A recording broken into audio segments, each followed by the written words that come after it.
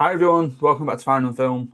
Today we are bringing you another best and worst. So after we did our best and worst recasts last week, today we are doing our best and worst remakes. So films that, and again, I feel like I'm more than Ollie is doing. I think I'm playing a little bit fast and loose with this in that I've tried as much as possible to be a stickler of. We are talking solely about films where a film was released and then a significant amount of time happened, and then that film was then remade. But some of mine are, you could argue, reinterpretations or readaptations of a source material, like a book or something like that. Okay, so some of them I would say are strictly remakes. Some of them necessarily aren't. If you follow the channel and you followed the channel for a while, you might remember or know that I actually did my top 10, not my top 10, my top five remakes last year. And I had a sort of look over that list, and some are the same, some are different. I've jiggled some things around. One I clearly forgot about the first time I did it, and I've now stuck it in my list. And then there's a couple others that have been moved around as honorable mentions and stuff like that. And because of popular demand and just us taking him to the dark side as well, he has also got his negatives And now. now I've got my negatives, so we're going to do the negatives as well. We'll do it in the same way that we did the recast. So we'll do our fifth worst and then our fifth best, so on until the last two that you hear will be our top worst and our top best. But before we get into it, we'll do honorable mentions first for the ones that just missed out on our top remakes. I have more of these. So on the list that I did previously, my number five was A Star Is Born, the Bradley Cooper Lady Gaga version, which I think is very, very good. I think it's a very, very good film. I still think Bradley Cooper got robbed of just getting anything in terms of an Oscar. You know, he got naff. The only Oscar that film won was for the song that he didn't write, which was Shallow. Everything else he didn't even get a look in for. But I think in terms of modernizing a story, modernizing a film, bringing that to a new audience, I think that did it really, really well. One that I mentioned when we did our top 10 movie monsters list was It. I love It Chapter 1 and It Chapter 2. I think they work really, really well. And I'm looking Good forward to shout. what I forgot they about it. this is it. Like I was kind of like umming and ahhing about it. That wasn't one that I'd put on my list Mm. initially, or in the one that I did last year. And then purely because I've released it, it's another one that I didn't put on my list last year, but I've stuck in my honorable mentions because technically it's not a remake, technically it's a reboot, but just to give a shout out to Superman that came out this year. That Yeah. again, like technically it's not a remake of that Yeah, it's like 1970 odd saying Dark film. Knight's a reboot of Batman 89, and it isn't. Or Yeah, Batman Begins is a remake, like whatever, but it isn't. But yeah, any shout outs to Superman, because Superman was but great. when I get to my worst list, I do break that.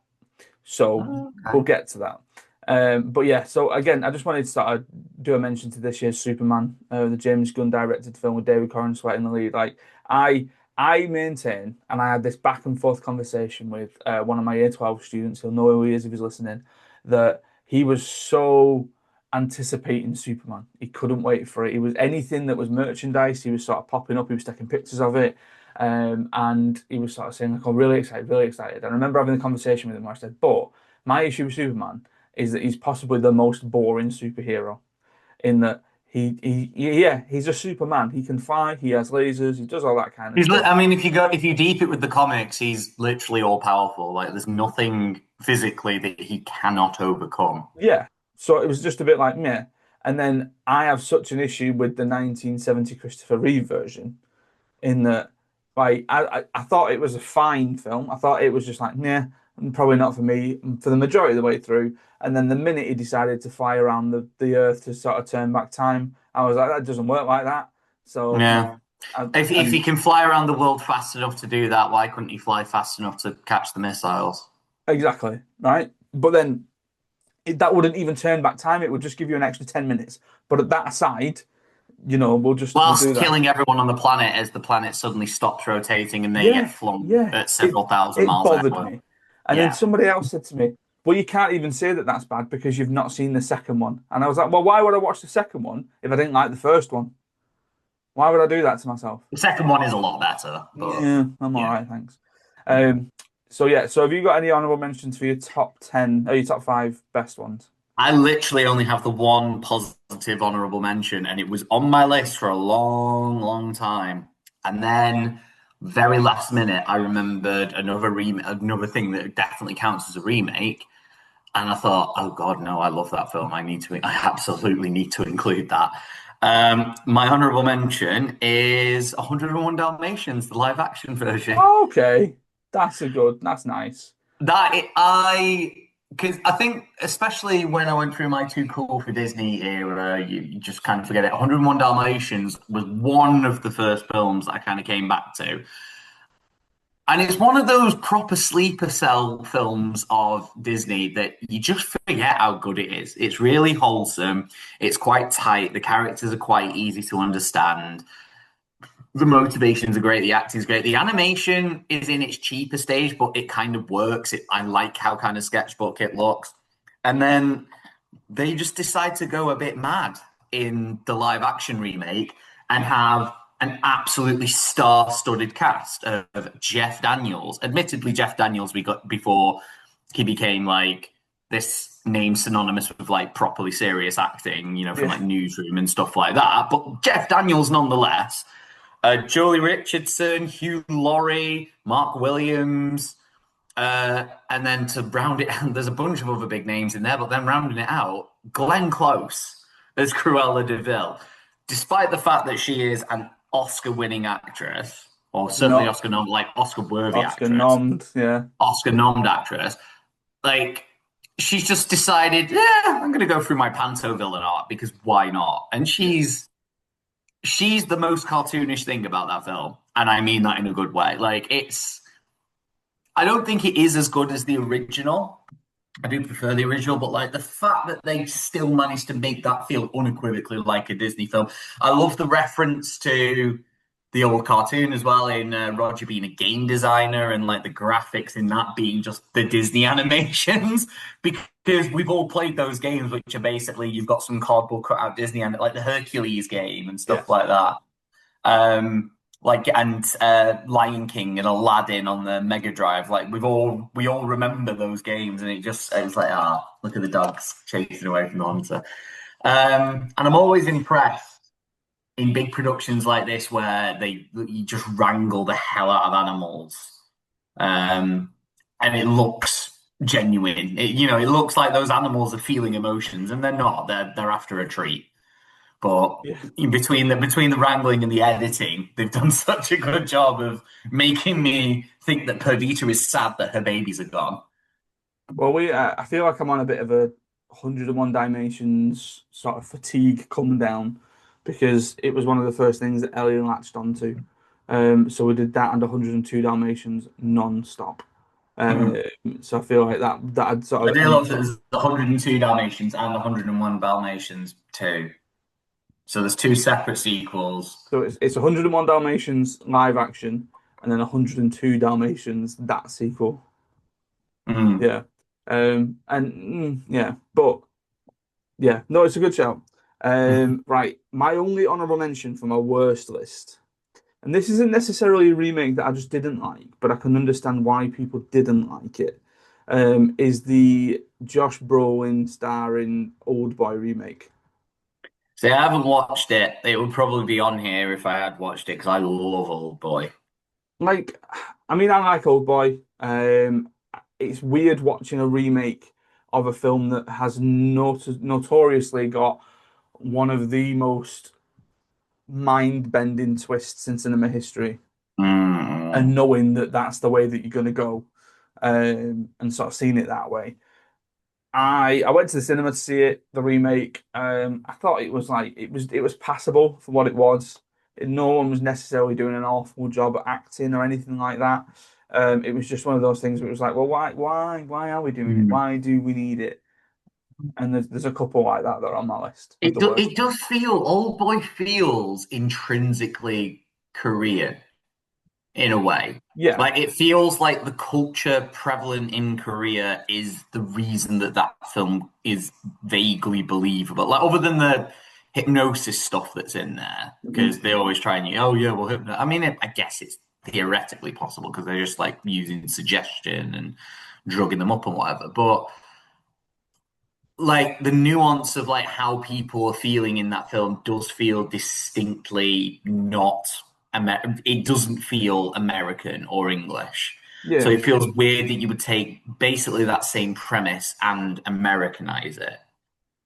yeah, and It's like the imagine if they tried to make imagine if they literally tried to just take the concept of Squid Game and make it American. which I feel like is what they are going to do. But like, I don't mind them doing that kind of, oh, we've got 100 people in a room and they're killing each other until they win a prize. That's not Korean, but the very specific games that they play Yeah, are yeah, obviously very Korean, and yeah. those cultural notes are very specifically Korean. Mhm. And I think that was what one of the things that I was certainly interested in because I wasn't that interested in because people are like, oh my God, it's so shocking. It's like people are just getting shot. I've seen far worse. Yeah, Like like Schindler's List is far worse than that because when you see someone get shot like that, that actually happened. Like yeah. people are real, that's really happening to people. But I was interested in like the red light green light and the way that they do it. I was interested in that shit cutting out the shading. It just felt very this slice of life. It felt like a slice of life for Yeah, Korea. It was like yeah, all the yeah, games yeah. in there. Because I do wonder, like, Whereas what would be the sort of alternative to do it as an American? Like, yeah, would it just go to the hacky shooting sack? range. Like, Yeah. whoever gets the most points chucking a beanbag into a hole. Like, Yeah. But anyway, that's for another time. Right. So, what are your, I suppose, dishonorable mentions for your worst list? I don't have any. You haven't got I any. I Okay. genuinely struggle as I genuinely actually like looked up like bad remakes, and I think the problem is a lot of them are just I've steered clear of. This is it. I think there's a lot of them where like you know that it's happening or you know that it's being released, and you kind of go, "Well, I'm not interested in that." Like Yeah. I either really enjoyed the first one, or in Oh, some cases, I didn't oh see God, the just first one. So why am I going to watch a remake of it this time? I might wait until it's to see if you mention it because I've just had a thought for one that could be it'd probably be an honorable mention for good. Okay, I might wait and see if you mention it. okay. Wait until I do my second, and then it's probably not. It might not be one that is on there. Um, right. So my number five then of my worst remakes. Now, to contextualize this. I saw this film all the way through when I was 11 years old. And I shouldn't have seen this film all the way through when I was 11 years old. But I broke my elbow climbing up a big pirate ship in a park and deciding to jump off and landed on the Yeah. ground, broke my elbow, went to the hospital, and it was a Saturday night, and there was a lot of drunken people coming in with blood all over the faces from the fights that they'd had and all this kind of stuff. So they moved us all to a family room. With the idea being that this is going to be better. It's going to be better that we move you all into a family room. And on the screen in that family room, they were showing Gus Van Sant's remake of Psycho. Uh, and that was that was my introduction to Marion Crane being stabbed in the shower. Mhm. All these multiple things going on, and naturally, the inquisitive kid that I am, I watched the majority of it until somebody figured out what was going on, and then they said, "Right, well, maybe we'll just turn the TV off then." Mhm. Which only happened after they killed Vince Vaughn as Norman Bates. But then, obviously, since then, I've seen Psycho. Like, Psycho is a Mhm. very, very good film. It's very innovative for its time. It's one that often comes up in teaching. It's one that I Mhm. use as an example of when we look at close-ups and mid-shots because it's a good scene in when Marion's in the car and she recognizes the boss and we go between the It's, two. it's the first film, I believe, to display a toilet being flushed. It is indeed, and I use that little anecdote every single time I teach it, Yeah. and all the kids are like, "What? What?" Mm. And like, Um, wasn't it really controversial that Marion Crane was having an affair and yes, that yes. was like super controversial? Well, because it came at a time, film history lesson, folks. It came at a time where the motion picture production code was being done away with, and the idea of the production code is that you could do so many things, but you could also not do so many things. And some of the things Mm. that you couldn't do was that you couldn't show like a man or a woman sharing a In the bed same in a bed, yeah. yeah in a state of undress or anything like that. Like the Um, Flintstones was really controversial because when Fred and Wilma were just in the same bed, clothed, like pajamaed, yeah, not yeah, doing but anything. no, can't. And Pretty like that's good. why people thought that Batman and Robin were kind of because like when you saw a man and wife in TV, they'd have two little single beds next to each other, and they'd be like, "Oh, I love you, darling," next to each other. And in Batman and Robin, the TV show with Adam West, Yeah, they'd be in little beds next to each other. yeah, Like that's a gay couple right there, folks. So that's fine in the 60s, apparently. But yeah. a man and Um, wife sharing a bed. but for whatever reason, that was released in 1960. For whatever reason, 38 years later, Gus Van Sant thought it would be a good idea to remake it, but not just remake it, do a shot-for-shot remake. We don't Except need to. killing him? Because they don't kill Norman Bates in the original, do They they? don't know. But he just decided, you know what? We don't need a storyboard. Our storyboard is the film, the old film. Yeah. Um, You've all seen the original, so yeah, so we're just going to do it again. We're just going to do it again. It's going to be in color.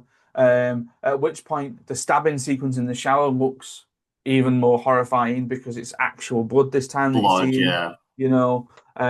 There's probably, and I don't know because I've not seen it probably since I was 11. But there's probably actual stabbing motions and sort of inserts as well, whereas you don't get that in the Psycho in the original. Mm, But it was just it's a massively unneeded thing that happened. mm. Um, it's one of those things where like imagine if it actually went well, and for all the plaudits that Just Anthony Perkins gets to play Norman Bates, imagine Vince yeah. Vaughn getting those plaudits. Like, There wasn't a chance. It's a shame because I do think Vince Vaughn is better than people give him credit for. If you see him in like, I can't remember the full name of it, but it's like Cellblock 99. oh yeah, like his dramatic chops are 100% there. Like him in Yeah, Fighting with My Family, I think is a very very good yeah. performance, playing a sort of journeyman. But this was a horrific example of a film that didn't need to be made, and many more that we're going to discuss. And I already know one of the ones that I was probably going to discuss. Ooh. So yeah, what's your number five? Number five felt a bit cruel because I watched this film very young. I want to say I was like seven-ish. And I was probably exactly the audience for this film. So I am actually very nostalgic for this film. And I bet I could go back and watch it and kind of enjoy it. But much like The Phantom Menace, I have to kind of call out its flaws. And I'm going with 1998's Godzilla. Oh, I know, but like for the longest oh, time, I thought that that is what Godzilla was meant to be. And then I got onto the internet and realized that actually, no, Godzilla is this horror. Like they kind of touch on it in this, of him being like a horrifying analogy for nuclear war, except yeah, in the original film, because he himself like he is the nuclear bomb, so when he leaves an area the people don't stop suffering, they're dying of radiation yeah. sickness and stuff like that, and there's none of that in this. He's just a big iguana. He That is. is all this Godzilla is. He's a big iguana, and there's some great shots in this, um but there's a very competent human cast in this film in Mm. terms of like the actors themselves are very competent, and I don't think a single one of them actually puts in a good performance. Yeah. Do you know what I I mean, mean? Like, I put this on my crap you love list because I it's a do soft love it. spot. Like, Yeah, it's probably an honorable mention for stuff I love. Like I said, I'm really nostalgic for it. yeah. But the operative word here is the first one you used. Crap. Yeah. It is a bad film. This it can't decide whether you need to view Godzilla as a monster or something to be reasoned with and feel sorry. Like Godzilla's death scene is really sad. Mhm. Like it's played really sad. It should be this triumphant moment, and I'm like, well, no, I don't feel very good about this. We've got God, Godzilla was just trying to survive, and like you don't view it as if you want to have it as a triumphant moment, you portray him as this evil for not evil necessarily, but this force of nature. Like you don't humanize him. You don't have these moments where Nick to top for the haha, isn't it funny that we can't say a really easy name to set Totopoulos? It's not that Yeah. difficult. Um, we have a bunch of scenes of him like getting close to and nearly petting the big lizard monster. Like That's an interesting route to go down, but Roland Emmerich can only do big action blockbusters. So we've got to have, we've got to have a scene where apparently the entire American contingent of Apache helicopters are chasing this big lizard through New York. Like, there's genuinely a point. Do you remember the shot where there's like literally 100 Apache Yeah, helicopters yeah, yeah, all yeah. chasing Godzilla through the streets? You've And wasted Godzilla no keeps time.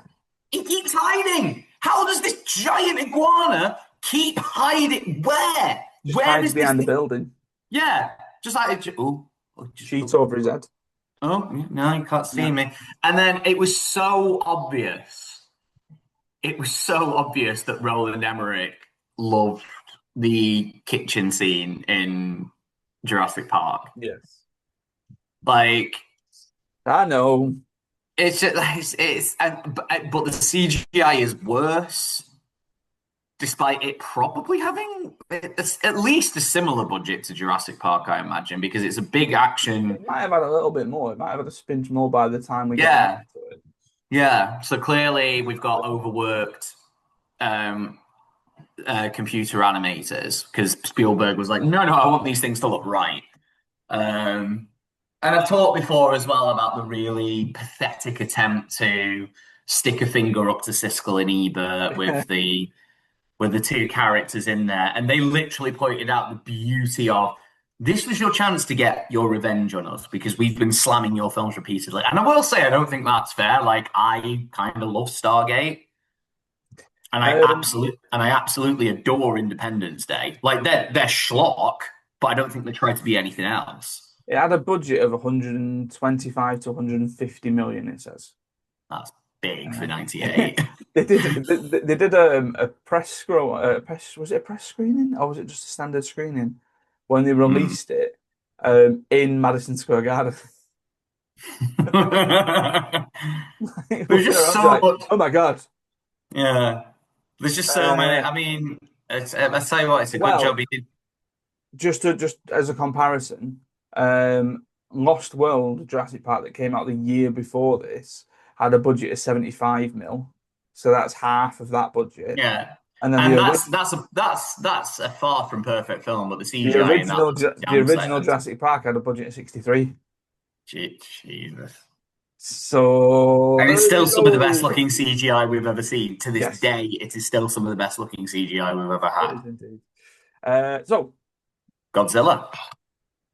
nice segue-ish. We were talking about Jurassic Park, directed by Steven Spielberg. My number five of my top ones is a film that was directed by Steven Spielberg. A film that I have a massive soft spot for. 2005's War of the Worlds. Now, one of my favorite lessons that I taught when I was training to be a teacher and I was in Eccles Sixth Form College doing my sort of like preliminary year, was that I did a whole lesson on post 9/11 paranoia in cinema, and one of them being about War of the Worlds, because the idea of War of the Worlds is that the ships were already in the place, they were already on Earth, they were already in the country, and it was the pilots that came from elsewhere and then began to crash into everything and destroy everything. And then everyone all of a sudden feeling like a massive euphoria of I need to go and join the army, I need to go and fight for my country, like Robbie does, the Mm. Tom Cruise character's son in it. But the whole idea of War of the Worlds, I think, is a very interesting thing, going all the way back to the Orson Welles radio play, where people thought it was actually real, that an alien had crash landed somewhere in Missouri. I Like, cannot state how much I love Orson Welles for that, just it's trolling the just so world. funny the fact that like He's such a pro. I always Oh, con he's such a horrible person. I always contextualize it to my students in that like when we do sci-fi, which is like a sort of it's a lesson that I do with the first year group that I've got every year, Mm. is like think back to then. There were no TVs, there were radios, and people would listen to the radio, and something would interrupt the usual broadcast and say, "We interrupt this for an important news announcement." And at that point, you think, "Oh my God, something big has happened." And then Orson Welles is saying that he's stood in a field and he's the lid of an alien spaceship has just popped off, and everyone is losing their minds because everyone thinks that it's real. And then fast forward to the 50s when you have the paranoia about the nuclear bomb. You then get another War of the Worlds film, coincidentally. Fast forward post 9/11, you get War of the Worlds 2005. And then around the time of COVID and people worrying about themselves, we coincidentally get another remake of War of the Worlds. We're not going to talk about the awful Ice Cube one that's currently on Amazon Prime, right? Because I've not seen it, but I saw the trailer and that looks absolute dog shit, right? And I don't usually swear on this Over podcast, but I've just done it, right? Um, there. and I've not seen it, so it's not in my worst list. But if I had seen it, it would be in my worst list. Yeah, I So, think it's a but fair. this 2005 one, this was in a period of time where me and my friends regularly on a Friday night were going watching whatever film came out that week, and that period of time felt like a bit of a rite of passage for me. Of it's a Friday night, it's 8 o'clock. I'm going seeing this new film that's only just opened today in a packed cinema with my two mates, and we're making it a sort of almost bi-weekly thing, dependent on the film. So we did that. We did Revenge of the Sith. We did Fantastic Four. Any films from that sort of period of time, where you're talking 2005 to 2006 ish, that was what we did, and it just felt like a real sort of, again, like I say, like it's almost like a rite of passage of me becoming a sort of um, independent little film fan. But yeah, I love it. I love War of the Worlds. I think it's great. It's something that I still go back to and watch now. So that's my number five. Now, I kind of forgot about War of the Worlds. It's a really good film, isn't it? I think Tom Yeah, Cruise is probably the weakest part of it, but that's still like yeah. I mean, Dakota Fanning's great in it. You know. That's arguably Dakota Fanning's best performance. Yeah. Because like people talk about like Man on Fire, and I get that because Mhm. it's quite a heavy film and she's doing a lot in it, but like she's very young in that, and she is She's just being a kid. she's the best person for this to play for like scared child. You know. Yeah. But she isn't just scared. But like, I just remembered that scene where um he tells her to like cover her ears and sing a song while he goes and beats Tim Robbins to death in the Yes. other room. Yes. And you don't see like because I'm like, he's not beating Tim Robbins. Tim Robbins is a big guy. Like, He's beating Tim Robinson.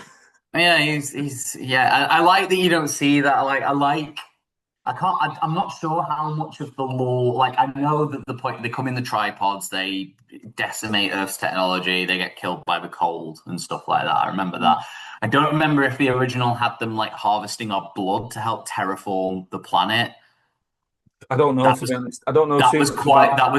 that was quite horrific imagery, and it's nice because Spielberg is quite synonymous with nicely, despite as we've said, Schindler's List, one of the most horrific films ever made, but he is associated with like cutesy filmy John Williams score in the background, do do do do do, like Yeah. really cute. It's nice to see him just be like, no, I'm gonna be horrible here. I'm gonna give you like a really horrible body horror concept that Yeah. will kind of stick with you. Um, Yeah. and yeah, I do remember that enjoying. I just didn't think of that as a remake for some reason. Again, it's a weird one, isn't it? Or it's like I think there are so many where it's almost like a sort of established IP that just comes around every now and again. Yeah, You know. it's Um, not, I imagine it's one of those where it's not fully in copyright somehow. I don't know, to be honest. Yeah, because like it was Disney that really popularized that, so like Yeah. it wouldn't surprise me if it's one of those things where it's like, like anybody who wants to can make a Frankenstein film. Anybody who Yeah. Yeah. anybody who wants to can make a Dracula film or series or whatever. Like It's anybody's free to do that. as always happens when we do these episodes, like when we did our sort of top three trilogies or whatever it was like, oh, wait for this thing. Guillermo del Toro's Frankenstein Mm, would probably make this list if we did it in a year's time. yeah, Um, oh bugger, I just forgot about his Pinocchio as well. oh, well, there you go. There's an honorable mention. That is an that to be fair, that's definitely an honorable mention. It doesn't make its way into my top five. Yeah. My number Go five. on. This is a weird one because I feel like people are overwhelmingly negative about this one, and I do not understand it. It's Peter Jackson's King Kong. Great shout. And another one that I didn't necessarily think about, but was Mm. one that I loved. I adore it. Like Mm. I've heard criticisms that it's too long. It's a Peter Jackson film. Get Yeah, over what do you yourself. expect? What do you expect? Yeah. Um, I've heard criticism on the casting, and it's like I don't think anybody does a bad job. Jack Black always looks like he knows what an iPhone looks like, so that's a little bit weird, but I think he's absolutely fine as Carl Denham. Yeah, like could somebody else have done exactly the same job and maybe better? Yeah, probably, but I don't think he's to the detriment of the film. I like how kind of Jack Blackie playful and impish he is in that opening bit where he's trying to get the crew together to go and film Skull Island. Yeah. Um, yeah, I think the cast is brilliant throughout. I think obviously the effects are incredible. I like the angle where, because like obviously the original point is that King Kong, falls in love with Mae West's character, and she's just this screaming damsel. I like that she, there was that kind of friendship between them. Because I didn't think, it was like, oh, he fell in love with it. It's like, no, she's the one person who didn't treat him like a monster, and And that'll do it. The one yeah, that'll person that do showed the it. kindness out of everybody else, that'll do it. Yeah, and that's all it took. And I like the bit where he's like being an impish little boy and like knocking her cane when she does the dance, and she ends up shouting at him, and he throws a tantrum, and then a rock hits his head. That's great. Um, I Oh, think, it is, yeah. yeah, you recognize the beats from the original film. You include what they wanted to in the original as well, because when they fall down into that chasm after he messes about with the log um, crossing the chasm, like there's the bugs that attack them. In one of the most horrifying scenes, I remember that scene just being dreadful, genuinely dreadful. Yeah. Of like, I was very uneasy watching it. Andy Serkis's death in that scene is not okay. Those like lamprey things slowly moving his way up his leg and then his arm and then covering his head. That was just like that's one of the worst things I've ever seen in cinema. I think there was a lot of criticism held towards it again about trying to make it feel like a Jurassic Park film in parts. But I think that I was didn't just get that vibe at no, but I all. think that's lazy criticism from people who have seen it and they've gone, "Oh, there's a dinosaur in there. That means he's trying to Yeah, do Jurassic Park." And it's like, no, not necessarily. That if you're on an island full of, if you're on an island that you know is inhabited he's by lost to a time. Yeah. huge gorilla, like realistically, there might be dinosaurs on there. Yeah, and also that's just from the original. What do you want? And I tell you what, those dinosaurs from 2005 look a damn sight better than a lot of the stuff we see in the recent Jurassic World films. This is true. So what do you want to do? Like the only thing I remember bugging me is that the equivalent. I think they're called V Rexes because I don't know why they have to give them different names. Just call it a T Rex. Um, but the T Rex is like eating a big meal Yeah. and then it sees Naomi Watts, and then it spits out the remaining of that big meal to go and eat her. And it's like, mate, no, that's not how any predatory animal works. Show me a starving one. Show me one that isn't eating, and have it go after it, and I'll believe that. I mean, it's a bit small fry, but every meal counts. And yeah, I hear the criticisms that it kind of drags a bit, but like I have the worst attention span in the world, especially like at that age. I had a terrible attention span and I was engrossed the entire time. I thought it looked stunning. I thought it was a beautiful retelling of that story. I like it solved that problem of that Godzilla suffered with. I don't think they ever portrayed Kong as a monster ever Yeah. in that film. Whereas, and in the original, I think they do. I think he is a monster in the original film. Whereas here, he's just a big ape and he's in his home and he finds a friend and he's like, oh, because he's feeling lonely because his family's dead. They show the remains of his family, which is horrifying. And then he gets chloroformed. He Hmm. gets a bottle of chloroform smashed in his face. He gets abducted and taken to New York. And he's just trying to find his friend because that's what an animal would do, and in the process, the army have got to take him down. And it's really sad when he gets on top of the Empire State, and you know what's coming. And the fact that he's fighting for ages, and Naomi Watts is crying, and even that biplane guy is like, actually, no, I shouldn't be doing this. But yeah, it's a great remake. I do not understand the hate it gets. It's a No, gorgeous film. it is. It is. It's a great show. One that I would now add to my honorable mentions. Um, Worst, back to worst. My number four. If Holly was on this podcast, I think she'd be flying the flag with me for this one. But it's the Scarlett Johansson led Ghost in the Shell remake, which ended up being bizarrely Ruby's first film at the cinema. Oh Because wow, okay. it was a Cine Babies screening, and it was just a Hmm. case of me and Amy wanting to get out of the house. So yeah, we'll take her, and she'll be asleep for most of it, and we'll Yeah, just watch whatever it is that's on in the background. And yeah, it's another one of these examples where, and I think this was rife at the time, where Hollywood was just being accused left, right, and center of whitewashing a lot of things. And when it came to yeah. IP of this irk, where Ghost in the Shell, like I feel like Akira is one that is always on the periphery of there's someone somewhere who's going to be trying to develop an Akira Hollywood remake, and They it's just not really, going to work. they need to learn they need to learn the One Piece lesson. When you're doing anime like that, you need to give it the time. I know Yeah, that Ghost in the Shell is a film, but if you wanted to do that and actually delve into the thing, especially with something like Akira, do it as a series. yeah, Actually give, because like the film Akira misses out a lot of background stuff. yeah, Like if you wanted to remake it live action, do it faithful to the manga. Like and give film viewers it like people who have only seen the film, give them something different to look at. Um, I do remember, I think I've said it before on the pod. I do remember, because there were the whitewashing accusations, and maybe some of those accusations came from Asian American population, and that's absolutely fine. But I do remember interviewers going around Japan and asking Japanese people, "What do you think about Scarlett Johansson playing the lead in Ghost in the Shell in this yeah. Hollywood remake?"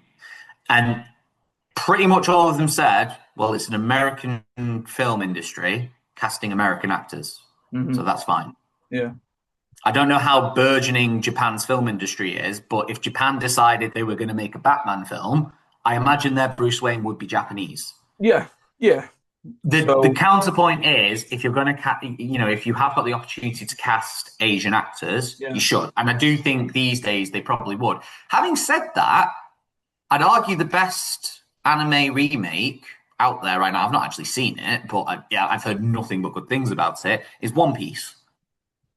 okay, yeah. I mean, And One Piece is completely fallen yeah, off it's my passed me radar. by a bit, but Yeah, I've seen a bunch of clips of like the live action stuff yeah, on YouTube, and I thought, you know what, this looks like it fits what I know about One Piece. The kind of goofiness, the style, it feels kind of cartoonish and not at the same time.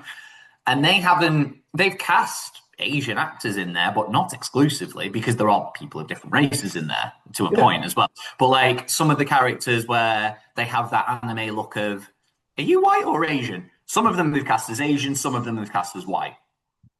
I think as long as you're doing it like faithfully to the source, obviously, but then as well, you're not stepping on toes in terms of being culturally insensitive and at that Yeah, point racist.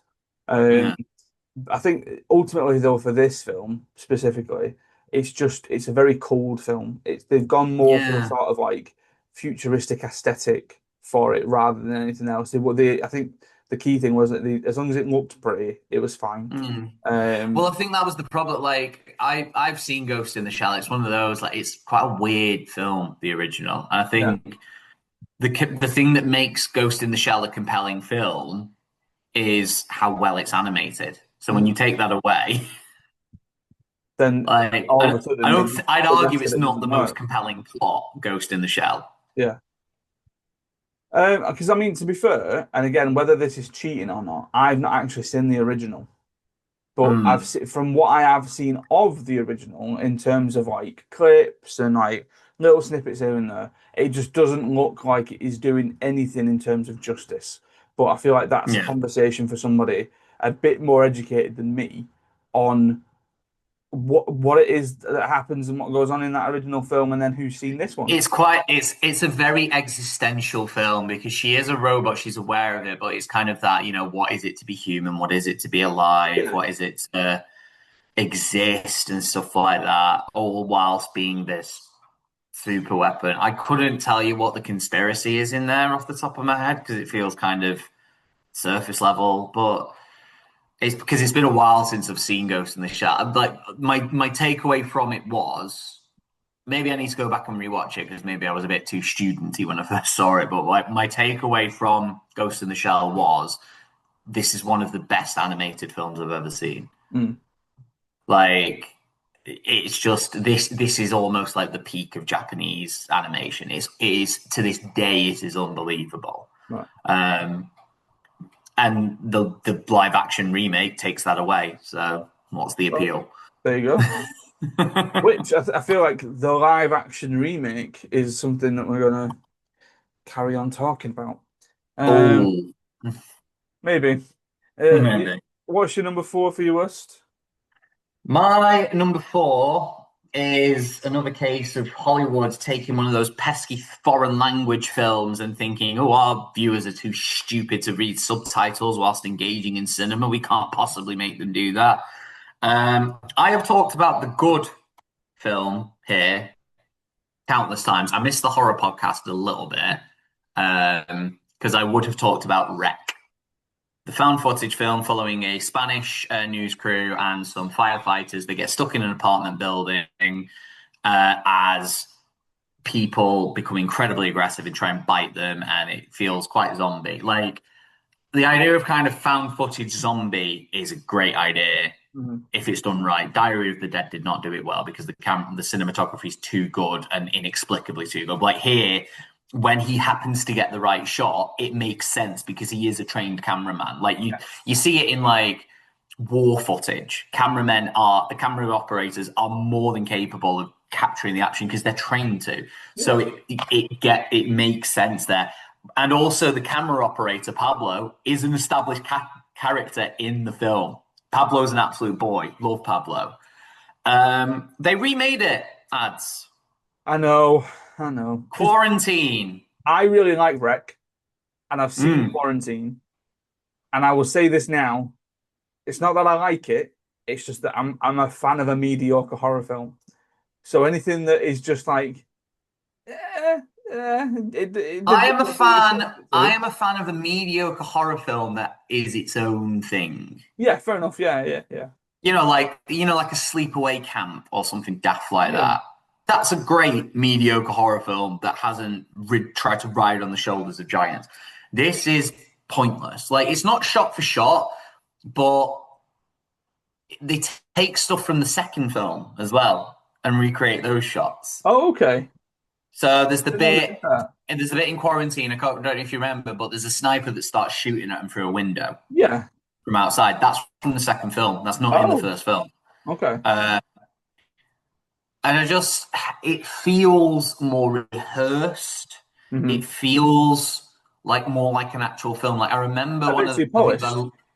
way too polished. Like in the original film, the other characters are constantly like stealing glances at the camera because they're not actors. They're not meant to be actors. They're meant to be firefighters. They're meant to be Yeah. policemen. They're meant to be people who live in this apartment building. Just little touches like that give it that sense of realism when it's really hard to give it that sense of realism because there's literal zombies chasing you.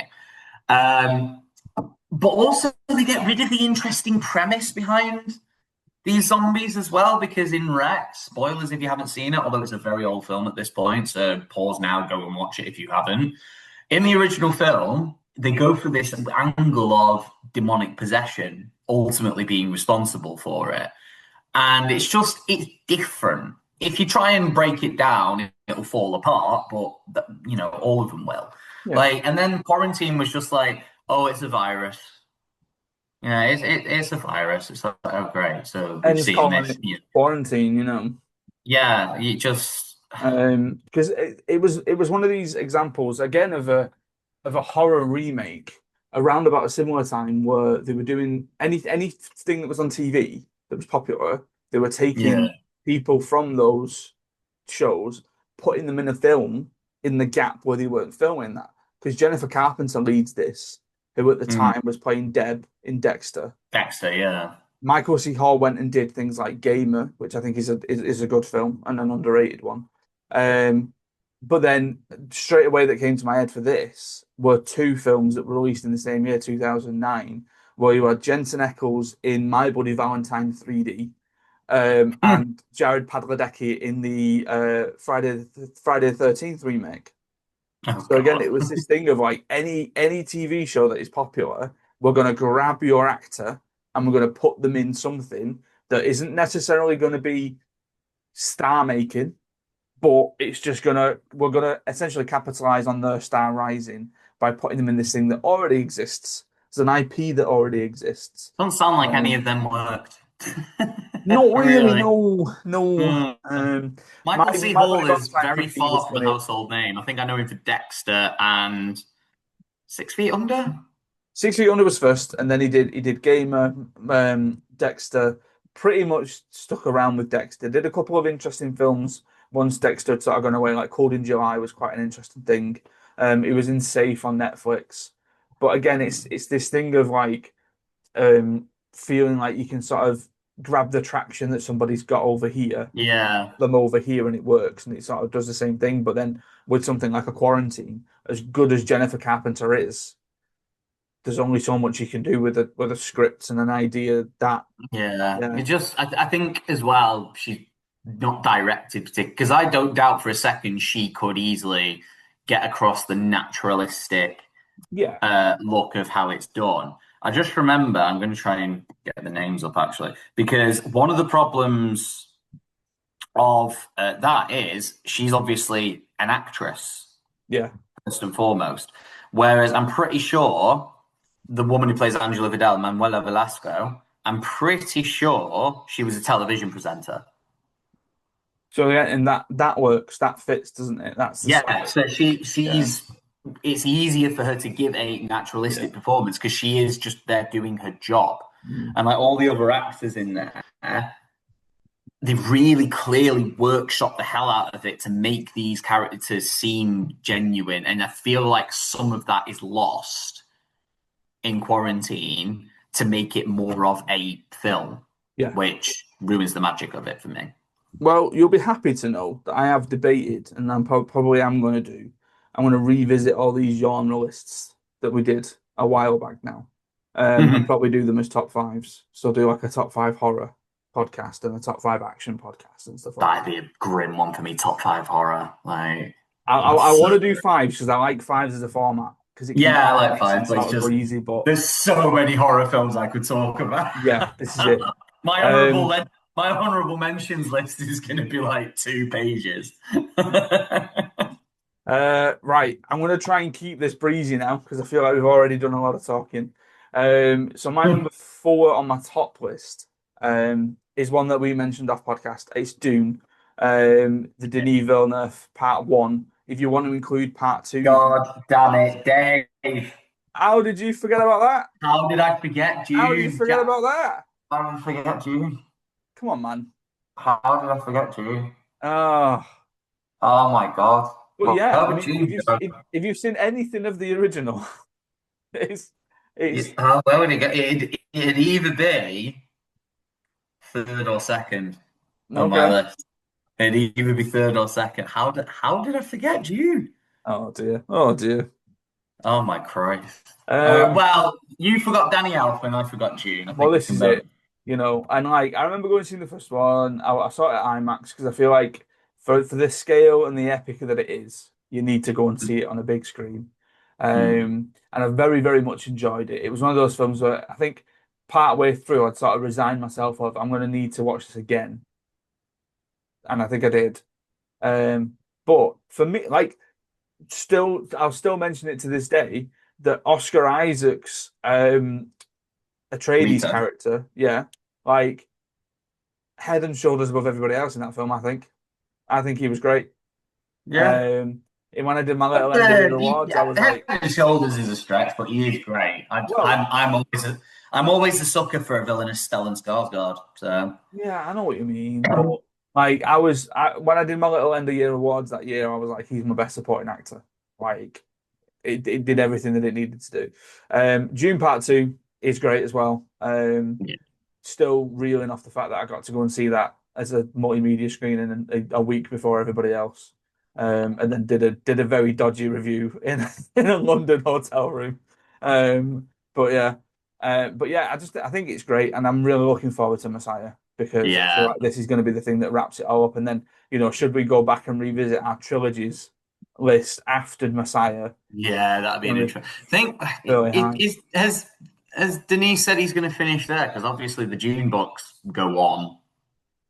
I don't know, but then at this point, it's kind of tied with James Bond as well. Like, Yeah, there's only so much you can do, I'm Denny. so hyped for his Bond as well. There's only That so should be much you can amazing. do, Denny.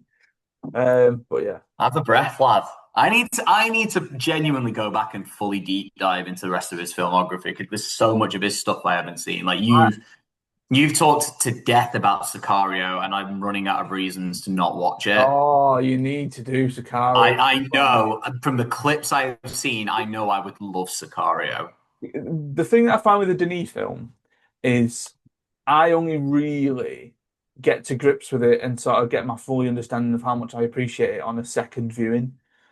Mm, Because I think there's so much in there that's going on. So something like a Blade Runner 2049, I remember going watching that and being like, that was really good. But then it was the second time that I saw it, or I was like really appreciating everything else that was going on because they're very mm, heavy thinking films.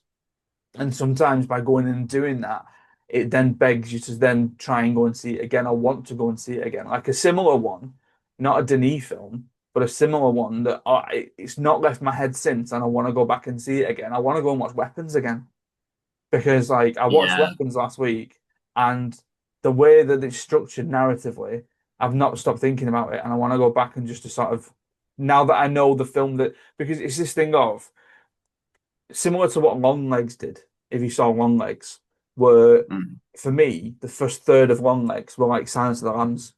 And I was like, I'm all in for this style of intrigue. And then Nicolas Cage appears and it just goes a little bit crazy. Weapons does something very similar, and then it slowly starts feeding you a little bit more information to the point where it's not too far to the left field and you're kind of on board with it.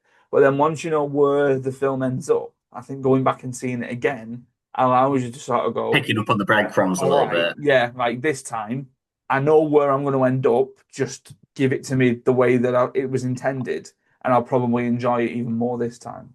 Yeah. But yeah, my number four, June. I mean, Denise, I'm going to Hellblade. work on the reasoning that rather than it being a remake of the film, they are two different visions of the Frank Herbert book. So that's Just why I just think just because you didn't get it in your list, that's going to be why I say I didn't just for your include justification. genuinely like one of my favorite pairs of films of the decade. Yeah, yeah. That one-two punch, easy. Oh my God. Like the fact that the first film is basically nothing but build up and is still incredible. Yeah, Like, yeah. Because it was one of those films. Very rare this happens. Where by the time I got to the end of it, I was like, "Oh, it's gonna go I'm on. not done. I'm ready for the other bit. I'm Yeah. ready for the other bit." I'm wondering like you know how people it should be small fry for me and Michael in particular. Like we can binge Lord of the Rings Oh well, I mean, extended edition. one and two back Binging to back. You can do binging that. June back to that should be child's play. Yeah, yeah, absolutely fine. Yeah. Problem is Georgia hates them. So Well, it's the kind of film where like Amy looks at it and just goes, I'm not gonna be interested in that. yeah, it's So exactly that for Georgia. go on, give us your number four. Oh, lad, the tonal shift now. Oh God. Because I have gone for Miracle on 34th Street. Fair enough. Fair enough.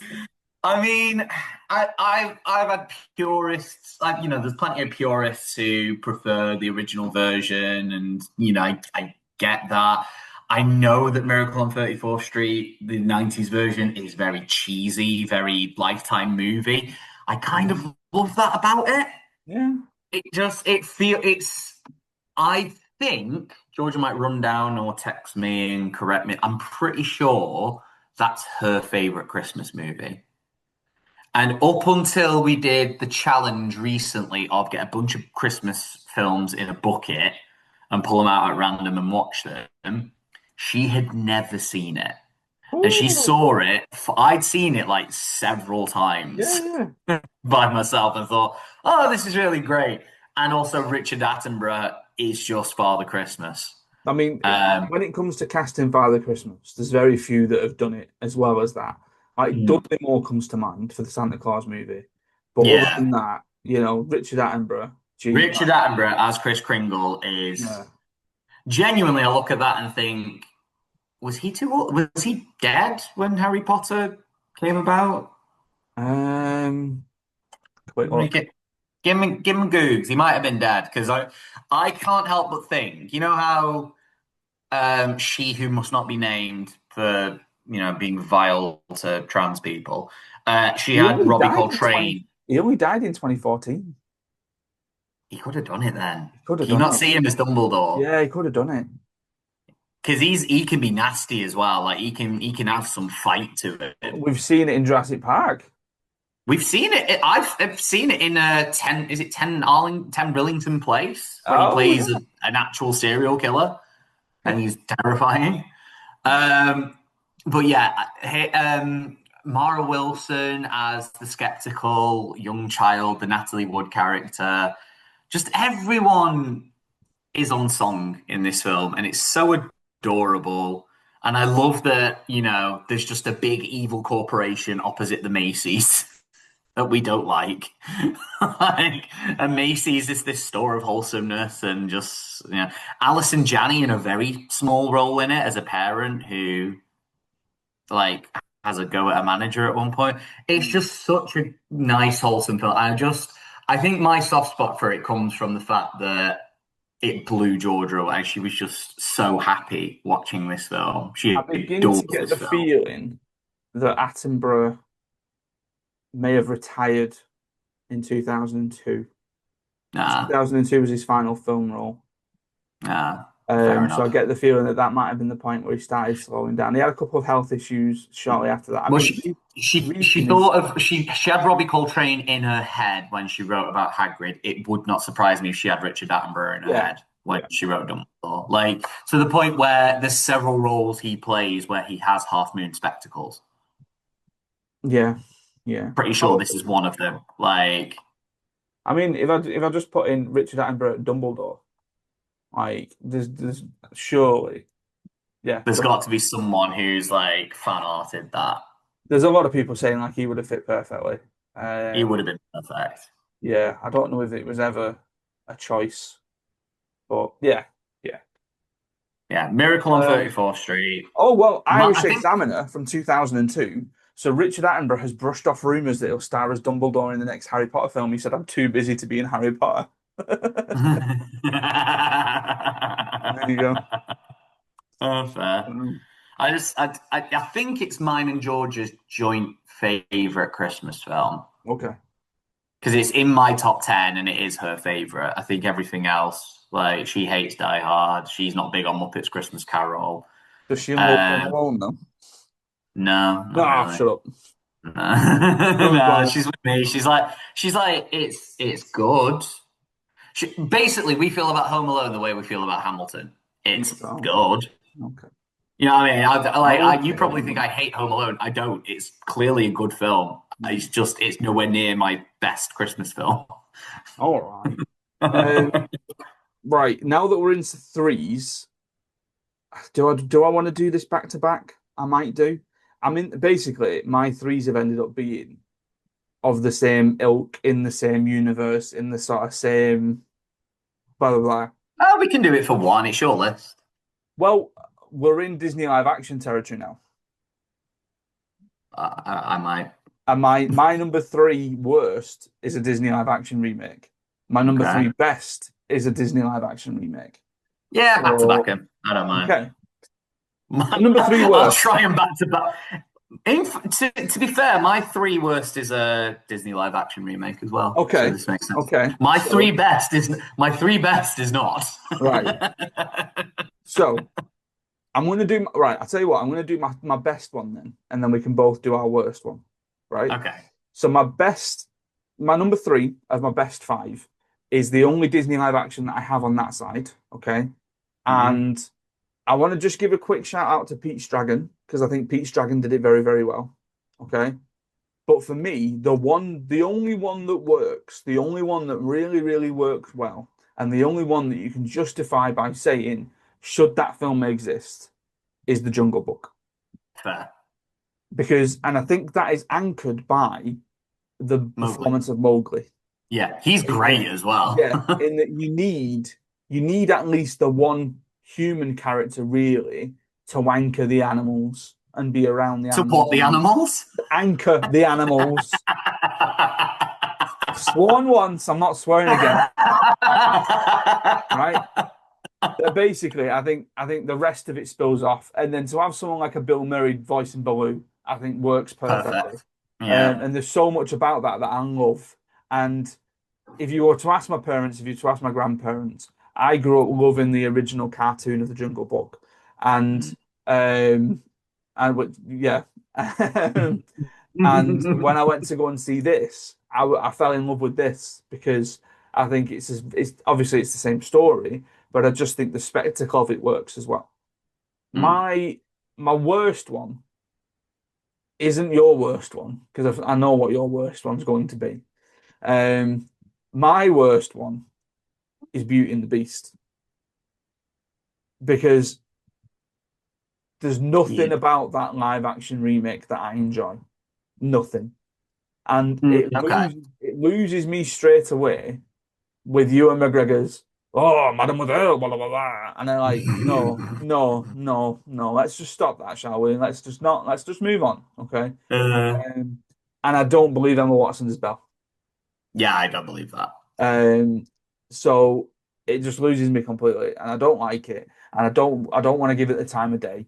Yeah. Um, but I know what right. So in terms of the pantheon of live action Disney remakes, because I've said previously in our group chat about doing a tier list of these, but the fear being that a lot of them are just going to end up in thirds and fails, and it's just going to be a bit of a waste of time. Like I think my you'd have to do. I think you'd have to do it relatively because I think I have arguments against what you've said. Even that, like, there is. I don't think there is a point to a Beauty and the Beast remake, but there yeah, was stuff I did enjoy in it. I okay. loved Luke Evans as Gaston and Josh Gad as LeFou. To be fair, yes, I I will give you that. I really liked what they did with Maurice. I liked his difference. I liked that rather than this like crazy old man, he was like a sad toy maker, and Kevin Kline played that really well. I Um, I just like the Beast song as I, well as Belle is leaving. I actually quite like that song. It's a shame it's not been incorporated into into the musical at the very least, because I think it has a place in the musical. It fits musically. Like the Beast only has one song in the musical yeah, and it's at the end of Act One as Belle's like running away and is about to get attacked by wolves. yeah, and I didn't And really take for that either. yeah, but I love that song. I love that the Beast is given like stuff to do. Yeah. No.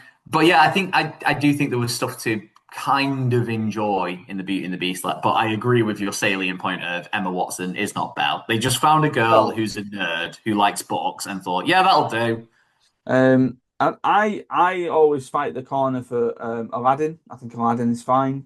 I think they did the Yeah, best of what they could it's do. fine. I just Jafar is such an iconic, he's really overlooked Disney villain, and I think Yeah. his casting was quite weak. Yeah, no, I Uh, agree with that. More but so we've just defended Will Smith to the high heavens as who the hell else were you going to get to fill that role? exactly, you know. And Um, who could have done nearly as good a job as Will Smith? I have zero problem with Will Smith's job. I really like Naomi Scott in it. I just think her song is shut your face. stupid. Shut your Like face. it's You're just let's lying. write a song to win an Oscar for best Yes, that's original exactly what song. it is, and it's exactly what And they all do with all of them. like I think I've said it before, in isolation, there's nothing wrong with the song. In the story of, oh yeah, you're not going to silence me, is immediately silenced. Just, I like the song. Before you do yours, just because I've remembered, and as a sort of thing, just to pinpoint everybody to, I listened to Josh Gad's episode of Brett Goldstein's podcast "Movies to Be Buried With" last week, and he Mm. mentions a tidbit where one of the questions, and I'm not going to word it in the way that Brett words it on the podcast. One of the questions is, what what film is the what film made you the most aroused? What film was the most, da da da? And he says Fast Times at Ridgemont High because of Phoebe Cates. And he said, but the issue that he has is that he made a film with Kevin Kline, who is married to Phoebe Cates. When Kevin Kline brought her on set and said, "Oh, this is my wife," Josh Gad was like, "Yes." It's a very good story. Right. Oh, that's brilliant. What is Uh, your worst? my Mm. worst is Tim Burton's Alice in Wonderland. Oh, have you not Mm. put the other one on then? Oh, don't Oh, you for worry. God's sake. Don't you worry. Um, yeah, I I can. The problem is I don't even really like the original that much, so it feels a bit weird for me to get on a high horse and. But I do see what the original was going for, and you could argue this is probably looking at it. This is probably my closest to. Oh, but it's just two different people's interpretation of the same source material. Yeah. Except Tim Burton's directly references this one, but is somehow a Through the Looking Glass thing, except he also did a Through the Looking Glass film. And that's kind of my problem with it. I feel like this film does not know what it wants to be. And like with Alice in Wonderland, the premise is nonsense. And I can't really get behind that. I'm not interested in watching a full film of that. Like I do remember thinking the original Disney one was a bit mid. Hmm. But I get that it was just a kid having a fever dream and therefore is just thinking absolute nonsense. And there being no rhyme or reason to it, you not be that's kind of the point. And Tim Burton decides to take that premise and make it a serious political war drama. Why? Yeah. And like it's such an ugly film as well. Quite dark, isn't it? The Yeah, and sort like, of because like people are like, oh, what do you expect? It's Tim Burton. Tim Burton does colourful stuff.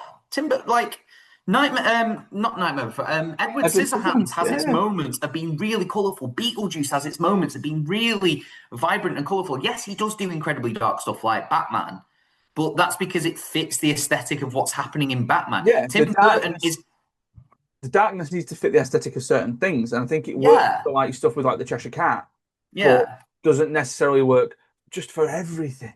Yeah, Like and you've made it I look don't even like a mind it sort of necessarily being this thing of like, because you could argue, oh, but she's older now, so she's a bit more cynical. Da, da, da, da. It's just, then don't call it Alice in Wonderland. Like, yeah. and they even tried to change it. It's like, oh, you called it Wonderland. It's actually Underland, you idiot.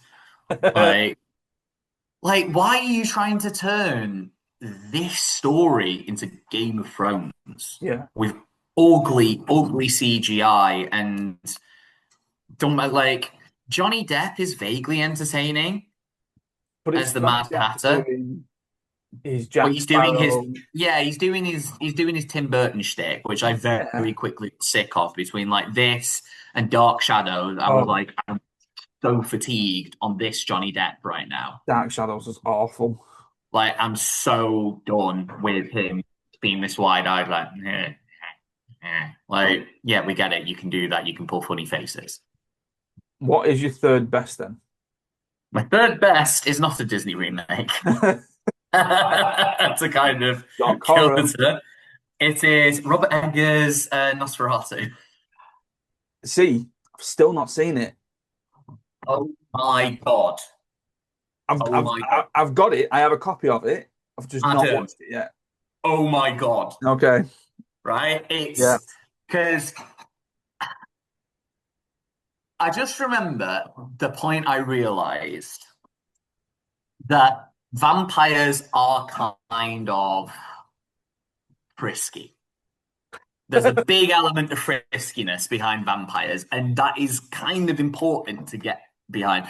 And that's what makes Coppola's Dracula film so good. Mhm.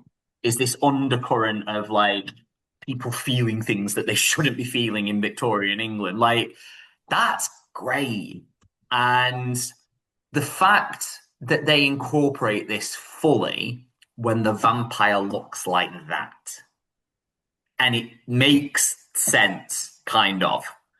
It's Yeah. just every single performance in that. Like Georgia was kind of hit and miss with it. She was like, "Yeah, it's a good film. I will happily never watch it again." I was, I was absolutely enraptured by it. I thought every single actor just decided, I'm going to give this everything. Nicholas Hoult is having the year of his life, Oh, clearly. yeah. Like he's at the absolute pinnacle of his powers right now. It's really weird, this conveyor belt of like people doing really well off the back of skins eventually, but doing really well off the Getting back there, of yeah, yeah. skins. Who would have known that this would be such a talent pool? Like between Mm. him and Dev Patel and Jack O'Connell, like just to name a few. Like people are really like finally kicking off, and credit to them. Lily Rose Depp, I have seen her in films before, and she's dreadful. Where she pulls this performance out of, I have no idea. It is quite possibly just that perfect marriage of performer and director. Mhm. Like maybe they just gel. It could literally just be a flash in the pan with this film, but she is absolutely sensational in this film. Willem Dafoe is always a delight. Ralph Ineson, I love him and his silly bassy voice. Bill Skarsgård is terrifying because of course he is. Because of course he's going to go on yet another role where he completely transforms himself through, hours of prosthesis and a particular voice to just completely chameleon to it. Like he's becoming the new Gary Oldman. Yeah. I'm quickly loving Bill Skarsgård and everything he does. Mhm. And him as Count Orlok is incredible. Like, because I appreciate that maybe the original film was going for a plot this frisky, but because it was released in the 1920s, there's no way you could get away with that. Yeah. For sure. Um, but the way it, like, just, it's such a horrifying film. Like, I like that this vampire isn't sexy. Mhm. Do you know what I mean? Because usually vampires are quite like, unless it's Twilight and they're like awkward teenagers, but they're still portrayed as like pantheons of, Yeah. paragons of beauty and Just love the and idea of like vampires and the way that they've been reinvented so many times, with like the uh, new romantic stuff with the Lost Boys, and yeah. But I think, so but it does kind of make sense, and I like, the hedonistic teenager idea of like the Lost Boys, and yeah, yeah. like that's a great idea. But like, I do like that the whole point of Count Orlok is that he's like pestilence. He's a walking disease. That's his vibe, But he's and it's sexy. yeah, but he's not. But yeah, like I remember, like, have you seen on social media at all the "Hear Me Out" trend? Yes, yeah, yeah, Yes, and yeah. there were a lot of ladies putting Count Orlok as their "Hear Me Out." Oh Like God. men's "Hear Me Outs" are really dreadful. It's like, okay, guys, hear me out, and it's this like conventionally attractive It's Jessica character. Rabbit. Yeah, yeah, it's something like that. Whereas like the women's "Hear Me Out" are far more imaginative, and Count Orlok and the explanation I've heard is just the obsession and the dedication with one person in particular is quite The which tits. which harkens over from Dracula's obsession with Wilhelmina Harker, Okay. because it is a rip-off of Dracula, but they've changed the characters' names and slightly edited the plot so that Bram Stoker's estate couldn't come and sue them for everything they were worth. Yeah. Um, and like Nosferatu is obviously an icon of old cinema history, and it's got its fans. And I think that revival for a modern audience with modern filmmaking techniques, and it's a stunning film. It's a horrifying film. It's not the scariest film. Okay. I wouldn't categorize it as a horror. Like it's not like, I mean, you might disagree, but like it doesn't feel like, you don't feel like, oh my God, it's dreadful. It's just Is it like it's a a vampire. creepy atmosphere? Yeah, it's Yeah. creepy. It's more of a thriller, I'd say, but Okay. it's just Robert Eggers. It's just profoundly uncomfortable throughout the I, whole thing. I am keen to watch it. I think I might try and do it this side of summer, obviously. Eggers Eggers concerns me slightly in that I really didn't like the Northman. But hopefully I'll get on board with Mm. this. I remember Um, seeing the clip recently from The Witch where he is profoundly struggling to direct a child. Like it's a really good clip. So this like there's a kid, there's one of the kids in The Witch, Yeah. and he's like being quite mean to this child in his direction because like I think the kid's meant to be eating food and like acting like, oh my God, I'm so hungry, I need to enjoy it. And the kid's just like, and he's like, I can tell you're pretending. Yeah. Um, and the kid's like starting to get upset because Robert Eggers cannot talk to children. And then Ralph Ineson comes in a single line, in his beautiful bassy voice. No, but you've got to pretend that you enjoy it, haven't you? Because you're a good actor. You're a really good actor, you aren't you? Yeah. Right. So you've got to pretend. You've got to act with me now that that's the most delicious thing you've ever eaten in your life. And just the kid then, Yeah. because Give him a Ralph bit of Ineson's, pep, you know. yeah, because Ralph Ineson's a great dad, basically. Right. Number twos. Number My two. worst number two, and again, I feel like I've broken this rule of we're not necessarily talking reboots, we're talking remakes, blah, blah, blah, but I couldn't not put it on for the atrocity that it is. The 2015 Fantastic Four. Fant Fair. Four stick, as it were. Fat four stick, Fant yeah. Four stick. I Um, right, Adam. yeah, Is it worth a watch from the aspect of like an autopsy? Like watching a train wreck. Is it worth it? probably, yeah. Probably, if we wanted to delve into this side of negativity on this here podcast, and we go, you know what, we're going to watch some really awful films and talk about them afterwards. Yeah, Mm, because I mean, I went to the cinema to watch this atrocity. mm. Um, it's one of those Was things this off where the back of you? I'm willing to bet this was off the back of you really enjoying Chronicle as well, because Chronicle seems like the kind of film you'd love. really enjoyed Chronicle, but then the fact that you've cast Miles Teller, who I'd just seen in Whiplash and knew that he can Yeah, smash it. it's You definitely cast, like is a great yeah, Kate Mara, Mara, who I uh, think we at that point we'd just done the first season of House of House of Cards, Cards. Jamie Michael Bell, B. who you know Jordan in was just his yeah, and Michael B. his Jordan, breakout and you role, Jamie know that Bell. yeah, and you know that all of this is going to work. Toby Kebbell as Victor Von Doom, and again you're like, well, I know that he's good Wasn't because his name Victor Dominov in this instead? yeah, Because they were, yeah. yeah. But it's just it's splurgy, it's dark, it's just none of it works. It's not got the sort of brevity that this first family of Marvel need that they got arguably in the Tim Story version in 2005. Mm, But then obviously, as I'm speaking, coming off of First Steps, which is one of my favorite films of the year so far, mhm. because I think it just gets it right. It just does it right. Yeah, First Steps Um, is great. yeah, and it gets the aesthetic right as well. This, I have no idea what this wanted itself to be, what it thought it was going to be. Mm. But again, Isn't it there was like just, a body horror sequence in it where they're basically torture stress testing the four of them to see what they can do? yeah, like they put like Human Torch in some sort of like flame retardant suit and just go, See I'm if you can after, burn through it. let's see what we can do. Aren't they Um, stretching yeah, Reed as far as he can go? yeah.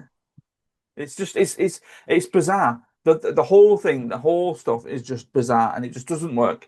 And then right at the very end, I think he does the thing. I don't know if he actually says the line. I don't know if I'm No, getting he it does. He does. confused. He does. I He know where does you're say it, going. doesn't he? That Because that that he goes, that's fantastic. we can be Fantastic Four. I was like, That's sure, that's fantastic. Say that again. that's fantastic. Just no, Say no. that again. Has Josh Trank worked after I this? don't think so. Because it was just he was a nightmare on You set for mean this Josh film, wasn't he? Tanked? Yeah. Yeah. No, I don't think so. But I felt the need like I had to get it in because it is disgraceful. It just Mm, nothing works. But again, it's you know what it is. It's a sad state of a director doing really, really well in one space, and then people going, right, well, we're going to hire you now to come and do this huge thing, and it just not working out because mm, it's happened a lot. Like the guy who did Thunderbolts did something, didn't he? Because mm, hang on, let me just. I'm having a look because this happens so much now, especially with Marvel stuff. Where I mean, I love Thunderbolts, just to throw that out there. But like yeah, that's it. Jake Schreier, I thought it was a really run-of-the-mill action film, and then all of a sudden it was like, no, we're going to delve with some serious stuff now. yeah, Deal with it. I was like, oh, like okay. Jake Schreier directed Robot and Frank, Paper Towns, and then has done Thunderbolts, and is then going to do X-Men. Um, so again, it's you're getting these directors who have had the break somewhere else, and you're going, oh well, we quite liked what you did with that thing, so we're going to hire you now to do this huge thing that we need to get off the ground. Mm. Because the guy who did First Steps again had done something else. Where I was Matt Shackman. Well, he did One Division, so he'd done TV stuff and then did He'd one. already done that weird, let's delve into a past aesthetic in order Yeah, yeah, to sell a vision. essentially. Ah, a But vision. I'm sure at one point they got the guy who did Marcel the Shell with Shoes on Mm.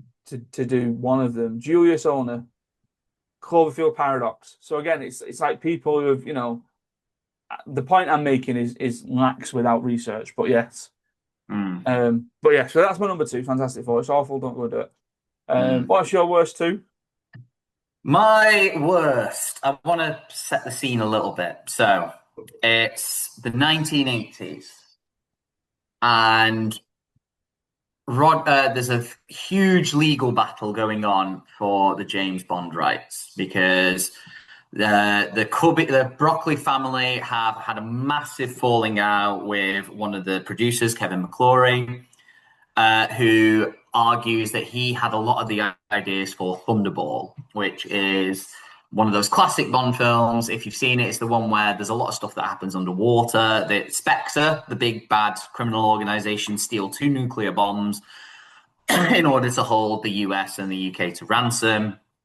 And they hold a lot of stuff underwater. And there was a big falling out with the producers off the back of this. And you'll notice that for the longest time after Connery left, which was this whole separate thing because he wanted a lot more money than he was being offered, you didn't see Spectre in a Bond film, in an official Eon Bond film. The last one you really see them in, Diamonds Are Forever, which was 1971, I think it was released.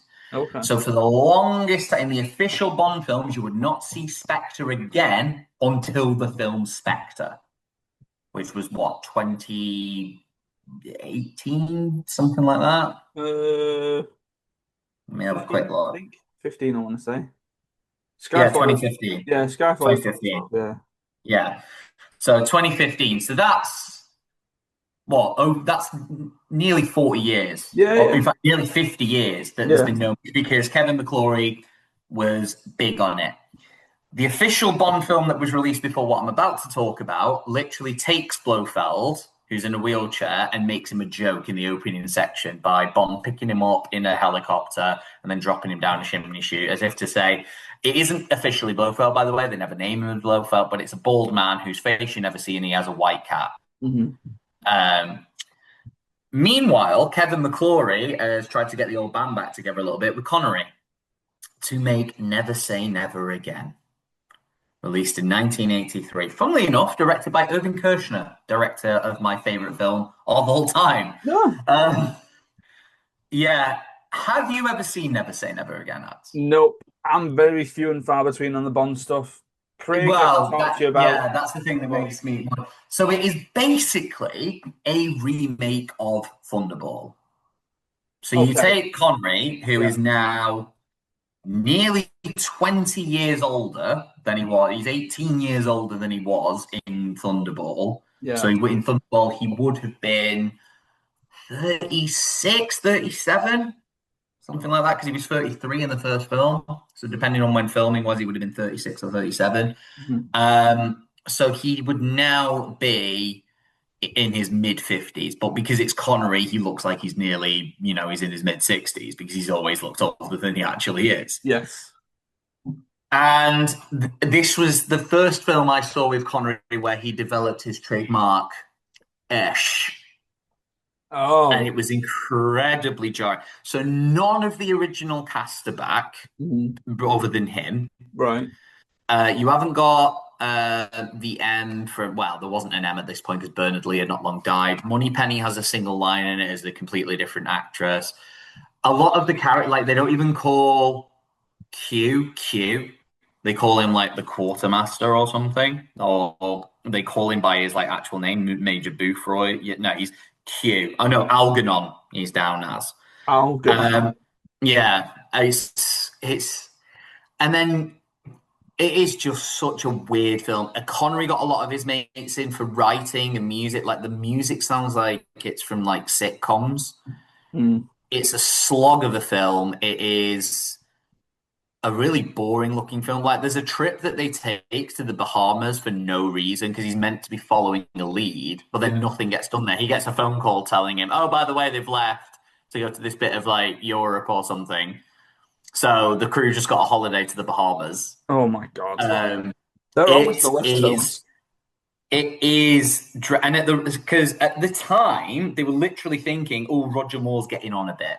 We probably need to think of recasting him." And funnily enough, uh, in the last film that he was in, For Your Eyes Only, one of the actresses that was one of the Bond girls in this film, the only age appropriate one in this film, like because yeah, Roger was about 30 years older than the main Bond girl in this Jesus film. It's Christ. pretty bad. But the age appropriate Bond girl, her husband showed up to support her on a shooting day.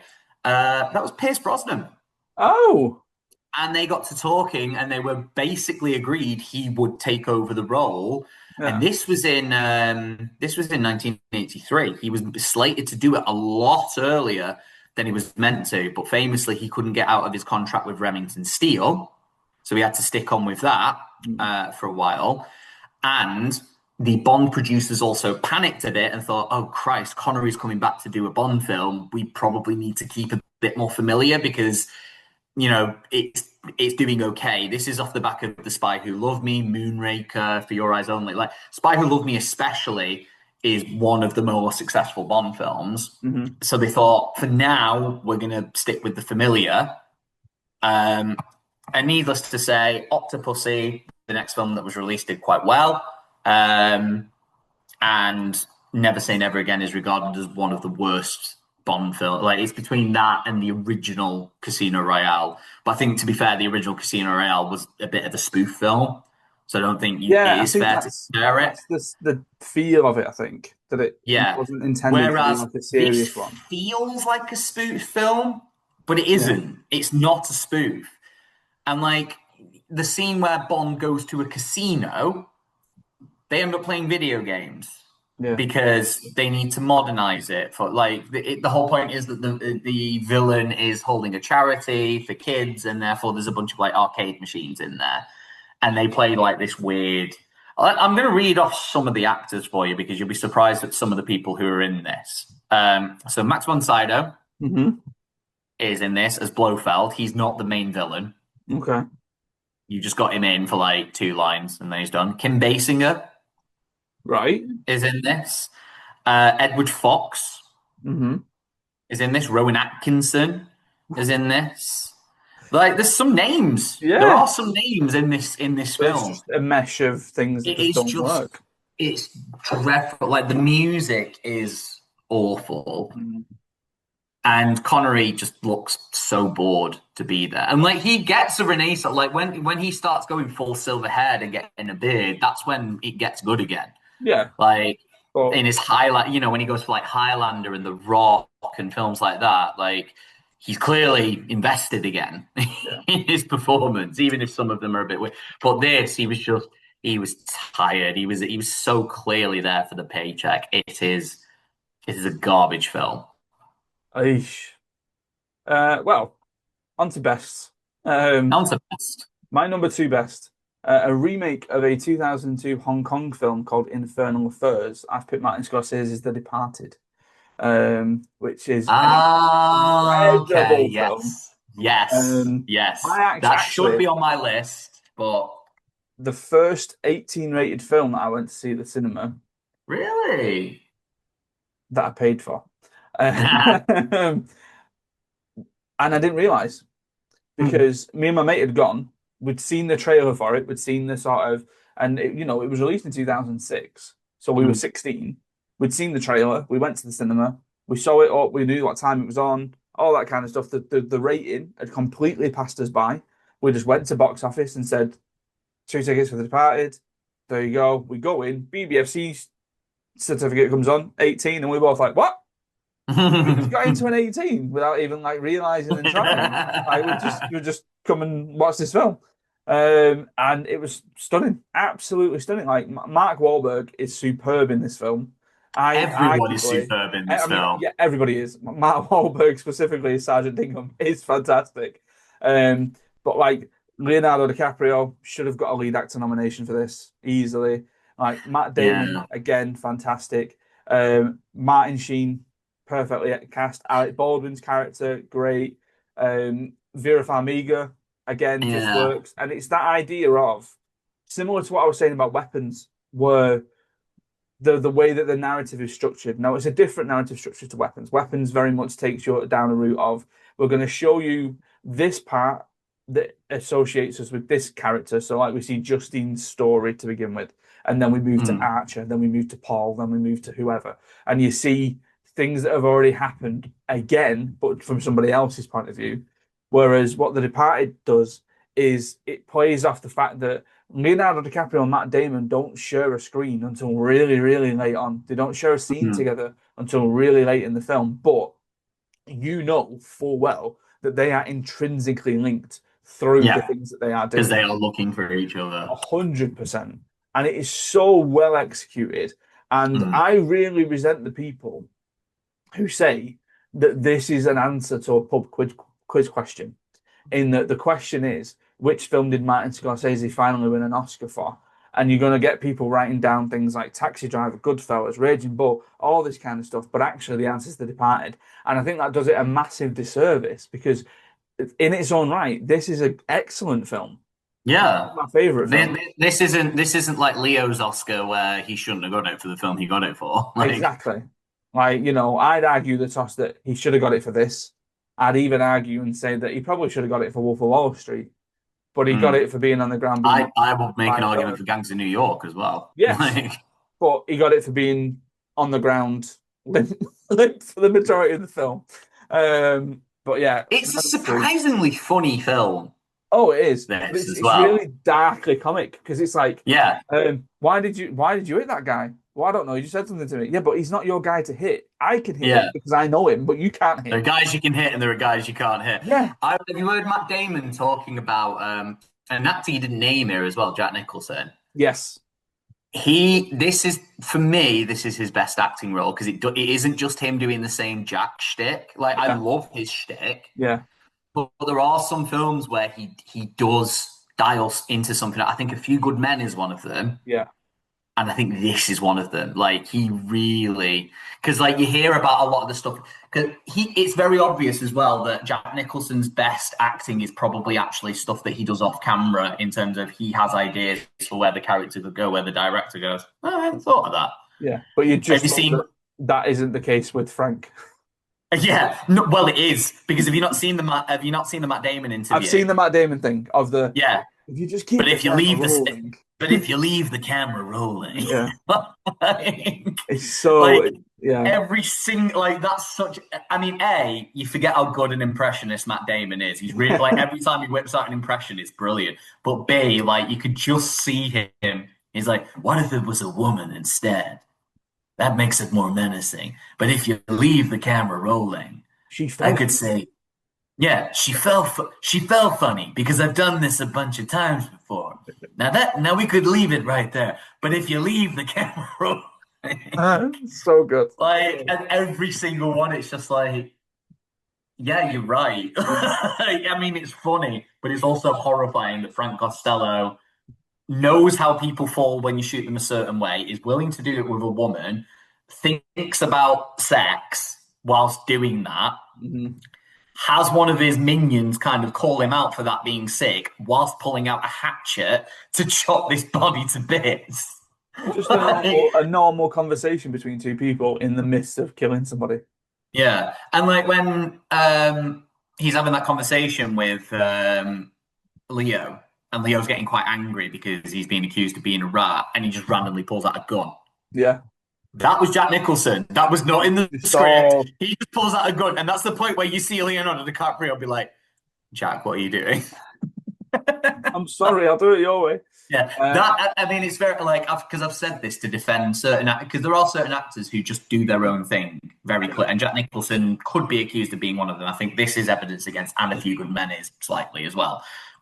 But his strength is being able to say, "I think this character would do this," to the point where it's not yeah, pretentious, to the and that point comes where a down direct, to Scorsese as well being able to sort of go, you know what, I'll take that on board and we'll yeah. do it this way. Yeah, And that, yeah, it's weird that Scorsese has never worked with Nicholson again because that seems like an absolute dream pairing. yeah, yeah. Right, what's your second best? My second best was the latest inclusion. It's the one that relegated 101 Dalmatians to honorable mentions. Because I remember it was amongst a bunch of memes of one of the internet's favorite like this is a good female hear me out, Jeff Goldblum. Oh Because yeah, he's a bit of a fan favorite upon TikTok. I think people just adore him because he is very much his own beast, Jeff yeah. Goldblum. And his film with David Cronenberg, The Fly, because I realized this was a remake, and I much much prefer it to the like the original is just like a pulpy B movie. Yeah. Always got the head of a fly and the hand of a fly, and then help me when he's on the spider web at the end, and Vincent Price doing his Vincent Price thing. Yes. And that's absolutely fine. You give that to David Cronenberg and you make it Yeah, one of the saddest, most horrifying, gut wrenching, heartbreaking body horrors of the 80s. Because, like, a lot of people would probably look at The Fly and just think it is absolute schlock. It's a horror. Like, it's, it's that, it's an absolute homage to good horror films aren't just like, ooh, monster, stabby, stabby. Blah, blah. There's something else fundamentally going on with it, and it's mhm. something else. Like, it's not a horror film; it's a tragic love story. Yeah, That's the way to go into The Fly, thinking about it, and you see how kind of socially awkward Seth is. You see that Gina Davis's character is like the only real interaction he's ever had, and you see a genuine chemistry there. I'm pretty sure this is where those two met before they got married. I'd probably say so, timeline I'm wise. pretty sure this is where they met in order to, and obviously they've split up since, but like they were married for a long time. Mm. What a Hollywood power couple, by the way. Jeff Goldblum and Gina Davis. Like, oh my God. Um, but their chemistry is palpable. Their acting is palpable. I love how the power goes to it because at first it's quite positive for him. He feels stronger. He feels energized. He is thinking a million miles a minute, and I love that that goes to his head. Um, I love any kind of Tower of Babel analogy of you're trying to climb up there to meet God. You're gonna fall pretty far when you do eventually fall. And like the creature design is impeccable. Just that slow deterioration of his body, like as he becomes more fly-like, his mad brain plan in order to, try and fix himself. Um, it's a horrifying film. And that final transformation that's for some reason exacerbated where she accidentally pulls off his jaw and then he just becomes like a fully fledged like horrifying fly monster. Yeah. And I do remember the special effects guy for that film went on to direct a sequel to it, which is very badly received, and it isn't a great film. Mm. But there's a really, really sad scene in there because basically the whole point is she's pregnant in that film. She ends up pregnant, and there's a horrifying thing of is she pregnant with Seth before his teleportation Yeah. accident or Yeah. after? And so the premise of the next film is the pregnancy happened afterwards. Hmm. Gina Davis doesn't appear in the film at all, and the child has been adopted by this company, and they're trying to replicate the teleporting technology, and it's just not working.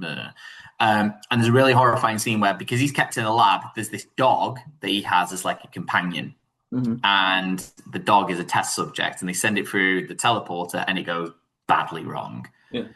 and it's this kind of misshapen monster that's in pain. and like years pass, and he gets into this like restricted section of the lab, and he realizes they're keeping this dog alive, and he just breaks into tears, and he goes into the pen, and the dog tries to attack him, and I'm welling up thinking about it. It's really adorable, and like he doesn't back off. He lets the dog sniff him, and the dog is happy to see him, Oh, and then he puts the dog out of its misery. And oh, it's like it's a dreadful film, but there is this one scene in it which is like, oh my God, it was worth it for that scene alone. yeah. But it is off the back of David Cronenberg doing mad lad David Cronenberg things of, you know what? No, I'm not going to give Jeff Goldblum the head of a fly. I'm going to integrate it into his DNA so that he slowly withers away. And like the effects in that are great. His performance is great. You know, like all of his little like Hmm. Tourette tics that are meant to be similar to what a fly does, and just the way he loses any sense of social grace that he had left. Like, it is, I need to give it another watch. It is horrifying, but it's great. Lovely. Right. My number one worst, and I know where yours is, yeah, but my number one worst, I mentioned it when we did our movie monsters and when we did, I think actually when we spoke about recast as well. Yeah, Um, Recast was a bit more of Nightmare on a. Elm Street. See, I've not seen the remake all the way through Just to don't do feel it. because, like, you said it, and I thought, oh, I could include that, and I thought I've not actually seen it. And the only bits I've seen are Jackie Earl Heaney doing as good a job as he possibly can in an iconic role. But There's no levity to it. There's no kind of like because I feel like if you're delving into the realm of supernatural, you need a little bit of levity. You need a little bit of suspension of disbelief, and that the thing that you are looking at isn't, yeah, there's got to be some sort of like. And weirdly, I thought about this the other day of like, if something happened that you see in a film to do with the supernatural, your instant reaction isn't going to be, "Oh my God, that thing is wholly real." I'm going to do it. Your instant reaction needs to be "I think that thing happened, but I'm not 100%." yeah, Whereas this, it's so sort of like run of the mill, again, schlocky horror that just doesn't work and takes itself far, far too seriously, tries to mhm, ground it in reality, doesn't really work. And I just found it boring more than yeah. anything else. I think that's the biggest crime you can have for a horror film as well, isn't it? If it's boring, if you're just Yeah. like whatever, whatever. If I'm not bothered about any of the characters to see them Yeah. get killed off. So I And remember thinking that about like paranormal activity as well. It was this phenomenon. It's like, okay, so we're gonna go yeah, through the house. I remember going to the cinema and watching it, and I remember like it does two runs of all the cameras through the house and nothing happens. And I was like, oh, I bet something tiny happens on that third one, and like a door opens or yeah, something. yeah. And then I knew on the fourth one it'd be another fake out and nothing would happen. So in the middle of it in this cinema, I just decided to go like that in You this guilty. crowded cinema, scare the hell out of everyone. And like every single girl in that cinema hated me, and every single guy in that cinema was like, "What a hero!" Oh God. But Um, like, I imagine Nightmare. I think the problem is, do you think it was trying to replicate Was it the first one? It was trying to yeah, replicate yeah, yeah. because the first one, you probably like people think of it because it's a horror film. It's like, oh, it's a bloodbath. I'm pretty sure three people die in that film, Well, tops. actually, to be fair, I think less of it was trying to remake the original. It was trying to do this thing that a lot of them do now, where they go, "We're going to take this IP and give you a more modern version of it." Yeah, And it doesn't really work, which I think is why you've ended up going down the route that like Scream did, and then even this year with like I know what you did, like Summer did, where they keep the legacy characters in there to then go, this stuff's just happening again. It's not yeah, necessarily that we've rebooted a franchise. yeah. But yeah, But it's they've just already done that with Nightmare, haven't they? yeah, Like Heather showed up again in like a weird infomercial Nightmare. Well, yeah. I don't know. It doesn't work. It's not good, and yeah, it just is what it is. But to be fair, though, like all the sequels are pretty garbage after the first. Like Wes Craven just wanted to roll with the idea of he heard about Cambodian refugees who were dying after in their sleep, Yeah, and they were terrified of going to sleep. So he just rolled with that idea, and then it became just madness after that. It was yeah. yeah. I'm very aware that we're coming close to like an hour and a half, I think, and Mm. you're about to go on one hell of a rant here. I've been on the ramp before, though, lads. That is true, and it is on I've the been on the channel. ramp If you want to before. go, if you if you want to go and watch our billion-dollar movies tier list, the rant happens there. Exactly. Because you made the argument about, Disney remakes having a point or not, stuff like that. And genuinely, I feel like I'm actually more favorable on them generally than you are. Okay. Because my love of Jungle Book, because I didn't say this at the time because I knew I'd talk about it a bit more here, is that it was taking a film that I think had improvements that could be made. Because I've Mm, spoken before about how I am not a big fan of the original Jungle Book. It just feels very, very kiddie. And I get it, it's a Disney film that made for kids. And so's the Disney Renaissance, and they were Oscar-winning films in a lot of cases. Like yes. Jungle Book's not going to be an Oscar winner. I thought Jungle Book was a perfect one to make because it has its core fan base, it has people that love it, but it does have people who think it's a bit no, it's a bit Mm, mid. yeah. And you take that and you actually give Mowgli some agency in the story rather than just being passed around like a abandoned child that nobody wants. Um, and you make it a little bit more serious, but not too much more serious. You keep the facial expressions on the animals like vaguely, emotional, when Idris Elba's Shere Khan looks like he's trying to be nasty, he's being nasty. When Baloo looks like he's trying to be playful, he's being playful. You can see it in his face as well as hear it in his voice. I thought Lady and the Tramp was another good example of that because, like, there's the iconic scene in Lady and the Tramp, but I don't think people care that much about it. And Mm, seeing that remade's a good one. I didn't mind Little Mermaid at all. It's a weird one to remake because it's kind of universally beloved, but I thought Halle Bailey was great. I really liked Melissa McCarthy as Ursula.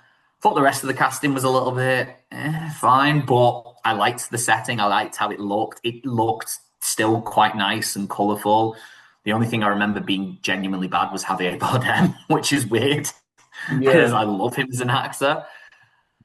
All of these films, and I've defended Aladdin, I've defended Beauty and the Beast. All of these films have something key in it that I can easily defend and say, do you know what? I get why they remade it beyond just her money print to go burr. What's the point in remaking Lion King? What's the point? It is. It's not even my favorite Disney film, as we've come to blows on in the past. And I would say it is the film you do not bother remaking out of Disney. It is easily the most beloved. It is easily the most iconic, and especially in terms of its imagery, in terms of how it looks. It is a sleeper for like how well cast it was as Hmm. well. Yeah, yeah. There, you because with every other Disney film remake, you can probably point to one person and be like, oh, they were probably better than in the original, actually. Every single one you can point to. Who is better than in the original in this? None of them. Is anybody even close to the original? I mean, if you count an aged James L. Jones against it, No, yeah, it's right. Here's my point. Is the aged, very tired sounding James L. Jones anywhere near as good as the voice performance he gave, what, 25, 30 years earlier? no, because I mean, it's things like, Donald Glover doesn't hold a candle to Matthew Broderick. I Mm. mean, Billy Donald Glover Eichner, is probably the closest to like at least being on par with, or maybe even being an improvement on the original. Billy Eichner and Seth Rogen. Absolutely not. No, Absolutely not. Beyonce as Nala, get in the bin. John Straight in the John bin. Go. Oliver as Zazu. Nah. John Oliver again didn't mind, but he's no Rowan Atkinson. Like John Oliver is just, I'm going to be very shouty, Yes. and Rowan Atkinson's sarcastic. There's one in every family. So like that is Zazu, Mhm. and just every single recast in that film is a marked downgrade. Downgrade. The visuals, massive downgrade. Because again, that sunrise is etched Yeah. into everybody's brain. Do you want to know the little cheat that actually happened with the remake? Mm. The first shot of the remake isn't actually animated. It's an actual like live footage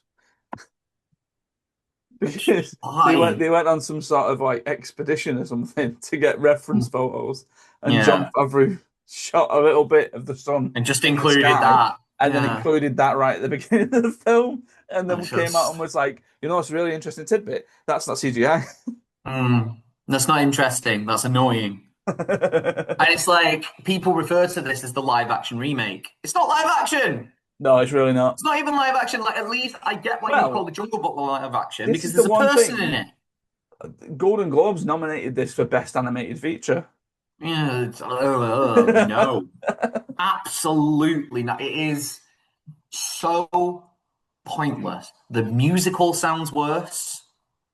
The singing all sounds worse. I will take it with you in that um, had they done Shadowlands instead of Beyonce squeezing a song in, I think I Mm, might be a little bit more like, oh, I'm really glad that they did that because Shadowlands mm, was right there, but they wanted the Oscar nom, so she did mm. Spirit instead. Chiwetel Ejiofor should have been Mufasa.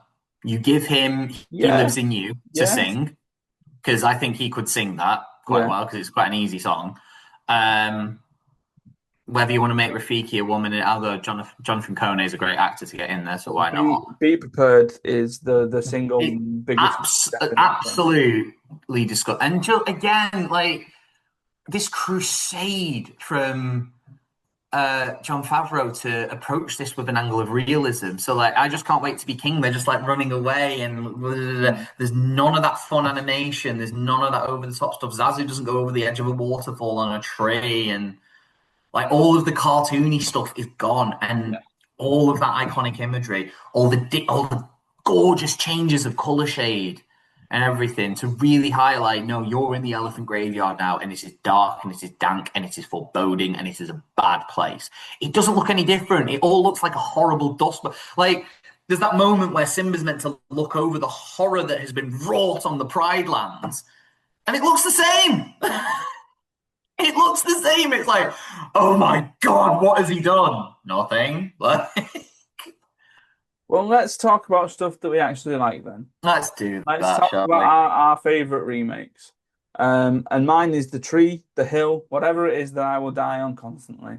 That this is head and shoulders better than the original. 2011 David Fincher, The Girl with the Dragon Tattoo. Head and shoulders Oh, better I didn't than consider the that actually. original. Yeah. One of my favorite films ever, and I think it works so well. Daniel Craig as Blomkvist is a fantastic performance. Rooney Mara, is it no? It is Rooney Mara Yeah, it's Rooney. It's as Rooney Mara. Lisbeth Salander again is absolutely fantastic. You mentioned before about a Stellan Skarsgård villain performance. Mm, This is a Stellan Skarsgård villain performance.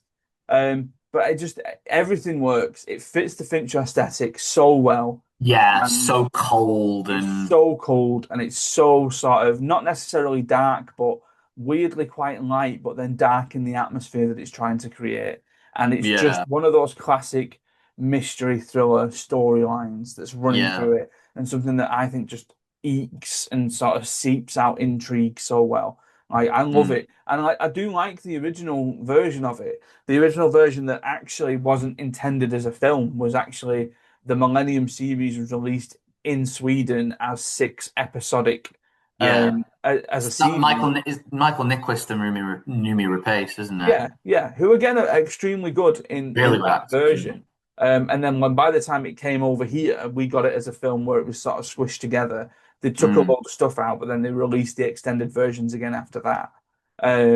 And like I've read the book and I've listened to an audiobook version of the book, and I think the Fincher version just gets it so perfectly well. just the vibe, isn't it? It's Yeah, so oppressive. Was he planning on doing the series? yeah, yeah, which is What really, happened? really disheartening. I think it was something to do with money, because as it Mm, always is, where I think it made just enough back for people to go, all right, well, that did all right, didn't it? But then not enough for them then to go, you know what, let's go and do another two sequels. So I'll just have a quick look now. Um, Because I can't remember the third Yeah. one. There's So the girl Fincher who kicked the stated, hornet's nest. well, yeah. So Fincher stated that the creative team involved planned the film had planned to film the sequels, Girl Who Played with Fire, and The Girl Who Kicks the Hornet's Nest back to back, with an announced release date of 2013 for Played with Fire. Although by 2012 it was delayed due to changes being done with the script. And then people got rehired to do the script. Fincher then stated that the script was written for Played with Fire. It was extremely different to the book, and despite the long delay, he was confident that the film would be made by the studio, being because they'd already spent millions of dollars on it on doing the script. Mara was less optimistic, and then it all must have just died down because then they essentially then redid it with Girl in the Spider's Web, which was Claire Foy playing Lisbeth instead, and Fincher wasn't sort of I've attached also to any heard of it. I've heard nothing good about that. I didn't mind it. I thought it was fine, but it's not a touch on Dragon Tattoo. It just felt like I just remember thinking, so Stig Larsson's the girl series, but it's 12 rated. No. Yeah, yeah. Just to me, that's just an immediate no. Like you're not getting into any of the horrific stuff that Stig Larsson touched on in No, I because remember they are some my of the my dad darkest books around. absolutely loved the original one. He loves the Fincher one as well because he's obsessed with the books. Yeah, Like the thing that really grabbed him was, her kind of foster program where she has to have a sponsor who kind of vouches for yeah. her and whatever. What's the reasoning behind it again? Is it because she was in So care? she was in Kerr and she had a sponsor, and the idea was the sponsor knew the deal of he would sign stuff off, he would trust her, and basically she he was one of the only people that she ever sort of related to or got on Mm, with. But then she goes around to visit him, and he's had a stroke. He goes into like hospital care and all that kind of stuff. He can't really speak for himself, can't do anything. So then she then has to go back into the system and get a new sponsor. And there are multiple times where she needs to go back in and ask for money, go back in and ask for certain things, and he gives it to her, but on the proviso that he gets something out of it as well. And mm. then that And then then there is that becomes, yeah, horrific scene in the horrific yeah. scenes. Yeah. But again, extremely well done and extremely well sort of executed in Mm. terms of her character motivations then moving forward as well. But yeah, what's your number one? I have mentioned it before. John Carpenter's The Thing. Ah, okay. Yeah. I think there is an argument that this could be like a reimagining. You would say that this is like a reimagining of an original story because I'm trying to get the uh, idea up. But yeah, so there's a novella called Who Goes There that it was based on. Hmm. But what did it get? What did it get made into in the 50s? It's The called The Thing from Thing from Another Another World. World. Yeah. Was it a Howard? I'm pretty sure it was a Howard Hawke film, wasn't it? Don't know. Oh, Christopher Nyby was the director of it, but I Hmm. think Howard Hawke might have produced it. And the original Thing from Another World is one of John Carpenter's favorite films. He will not like me putting his film at the top of this list because Right. I'm with you. I think this is better than the original. Yeah. Um, I have said it before. John Carpenter has talked about the two horror stories that are worth telling. It's The Beasts Out in the Woods or It's the Evil Within Us. And this film manages to do both of them in such a good way. Hmm. Have you seen it? Yeah. Yeah. You I see, agree. you know I how. agree. I agree. And like when it again, it came to that thing of my list wanting to be a. I think I've seen the other one, so that's why I'm saying it's the better version. But I've not seen Mm, the other one. I came very close to watching the remake of the remake, but mm. decided against it. But yeah, it's What the Mary Elizabeth Winstead yeah, one? yeah. Do you know what? It's fine. Okay. It does a good job of getting the paranoia in there. It does a Yeah. really good job of pitting the people against each other. It would have been a much better fit, like with the original plan of. And it sounds really like, oh yeah, you're just saying that. Like the studio last minute decided to lean on digital effects, Hmm. and like I am not against digital effects. I think digital effects are absolutely fine. But when you see some of the behind the scenes stuff for this film in particular, where they were using practical effects to get some of the shots done, and it is a real shame they didn't blend it Because the digital effects in Mm. it are fine. There's some things that you could. Do you remember in the John Carpenter one? There's that thing that they find, which is like two faces kind of merged together, Yeah, yeah, yeah. and they actually show how that happened. And I don't think you could have done that practically. So it's fine to do stuff like that Hmm. digitally and like incorporate stuff like that into it. Absolutely do stuff like that, but then meld it with some practical effects where you built some models to just ground it a bit. It's absolutely fine, the 2011 one. It's not really a remake, it's more of a prequel. Oh, right, okay. So, you know the Norwegian base that they go to when the Yeah. Norwegians show up trying to shoot the dog? This Is film that the takes place at that. team? Right, okay. Yeah, this film takes place at that base. Oh, okay. Yeah, so and that's why because you actually see the formation of that like two faces melded into one another Right. thing. Um, I can't even remember where I put. Did I put this at number two for movie monsters? The thing I think I so, must have because we were all agreed on the because Xenomorph, weren't we? oh no, it was number three because I put T Rex at number two Oh, right, okay. because T Rex is more iconic. But the thing is one of the most interesting concepts. I think that's what sets it apart Hmm. from the first film. The first film is just a bloke in a suit going, "Roar," and then they spray it with kerosene and light him on fire, which, you know what, fine, whatever. But this side, again, body horror, cosmic, it's very eldritch, this. It's very incomprehensible. This kind of, when you see this thing transform and it's like, why has it got spider legs? Why is it shooting a jet of foamy water at that dog? Why has it got an eye in the middle of this massive flesh? Why did that eye just open up to a gaping maw filled with clawed teeth? Why is that head crawling across the floor at what? Like, it's so eldritch Mm. and incomprehensible and just I but I like that it's very vulnerable and like because usually the movie monster survives and kills them off, but that's not the point of this one. This one is surviving by subterfuge, and you don't really see movie monsters doing that too Yeah. much, and just the paranoia that causes between them. And like you'd be interested. I don't think John Carpenter's this style of director. I think they all understood the assignment, but it's one of those. It wouldn't surprise me if these guys were just locked in with like in Alien, where you can see animosity between certain characters, and that's very real animosity between the actors. Hmm. Like Ian Holm did not like Sigourney Weaver at all Yeah. during Alien. And there was a bit of a hierarchy that was based on like the pay scales and stuff like that. But like I don't know if that's the case for this one because they all seem quite like, other than Kurt Russell being like far and away more famous than anybody else in this film. Mm. Um, and I love me some Keith David, but he's not on the level of Kurt Russell, Yeah. with the greatest of respect.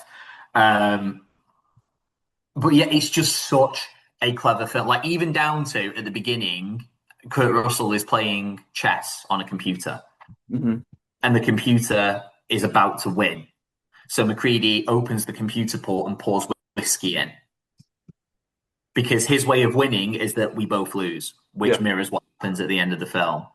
Um, and I love it's one of those great. It predates Inception for that ambiguous ending. Like it's a dark ending. You know they're going to die, but like, is one of them the thing? Do we Yes. know? There's lots of theories about that. Is Child's the thing because he just buggered off for a bit? Did McCready give him a Molotov cocktail and he drank from it because he doesn't know what the whiskey's meant to taste like? Like it's so good, so nihilistic. It's such a shame that this came out basically around the same time as E.T. because that's the reason it didn't do well in cinemas. Because people were like, "Oh, E.T. is a lovely little boy, and phone home," and then there's this eldritch horror that's coming to tear your body asunder and wrap you in tendrils and have you screaming some ungodly noise. Um, it's just brilliant, and yeah, I can't. I literally cannot. Like the only thing you'd fault it for these days is like diversity in the cast, I guess.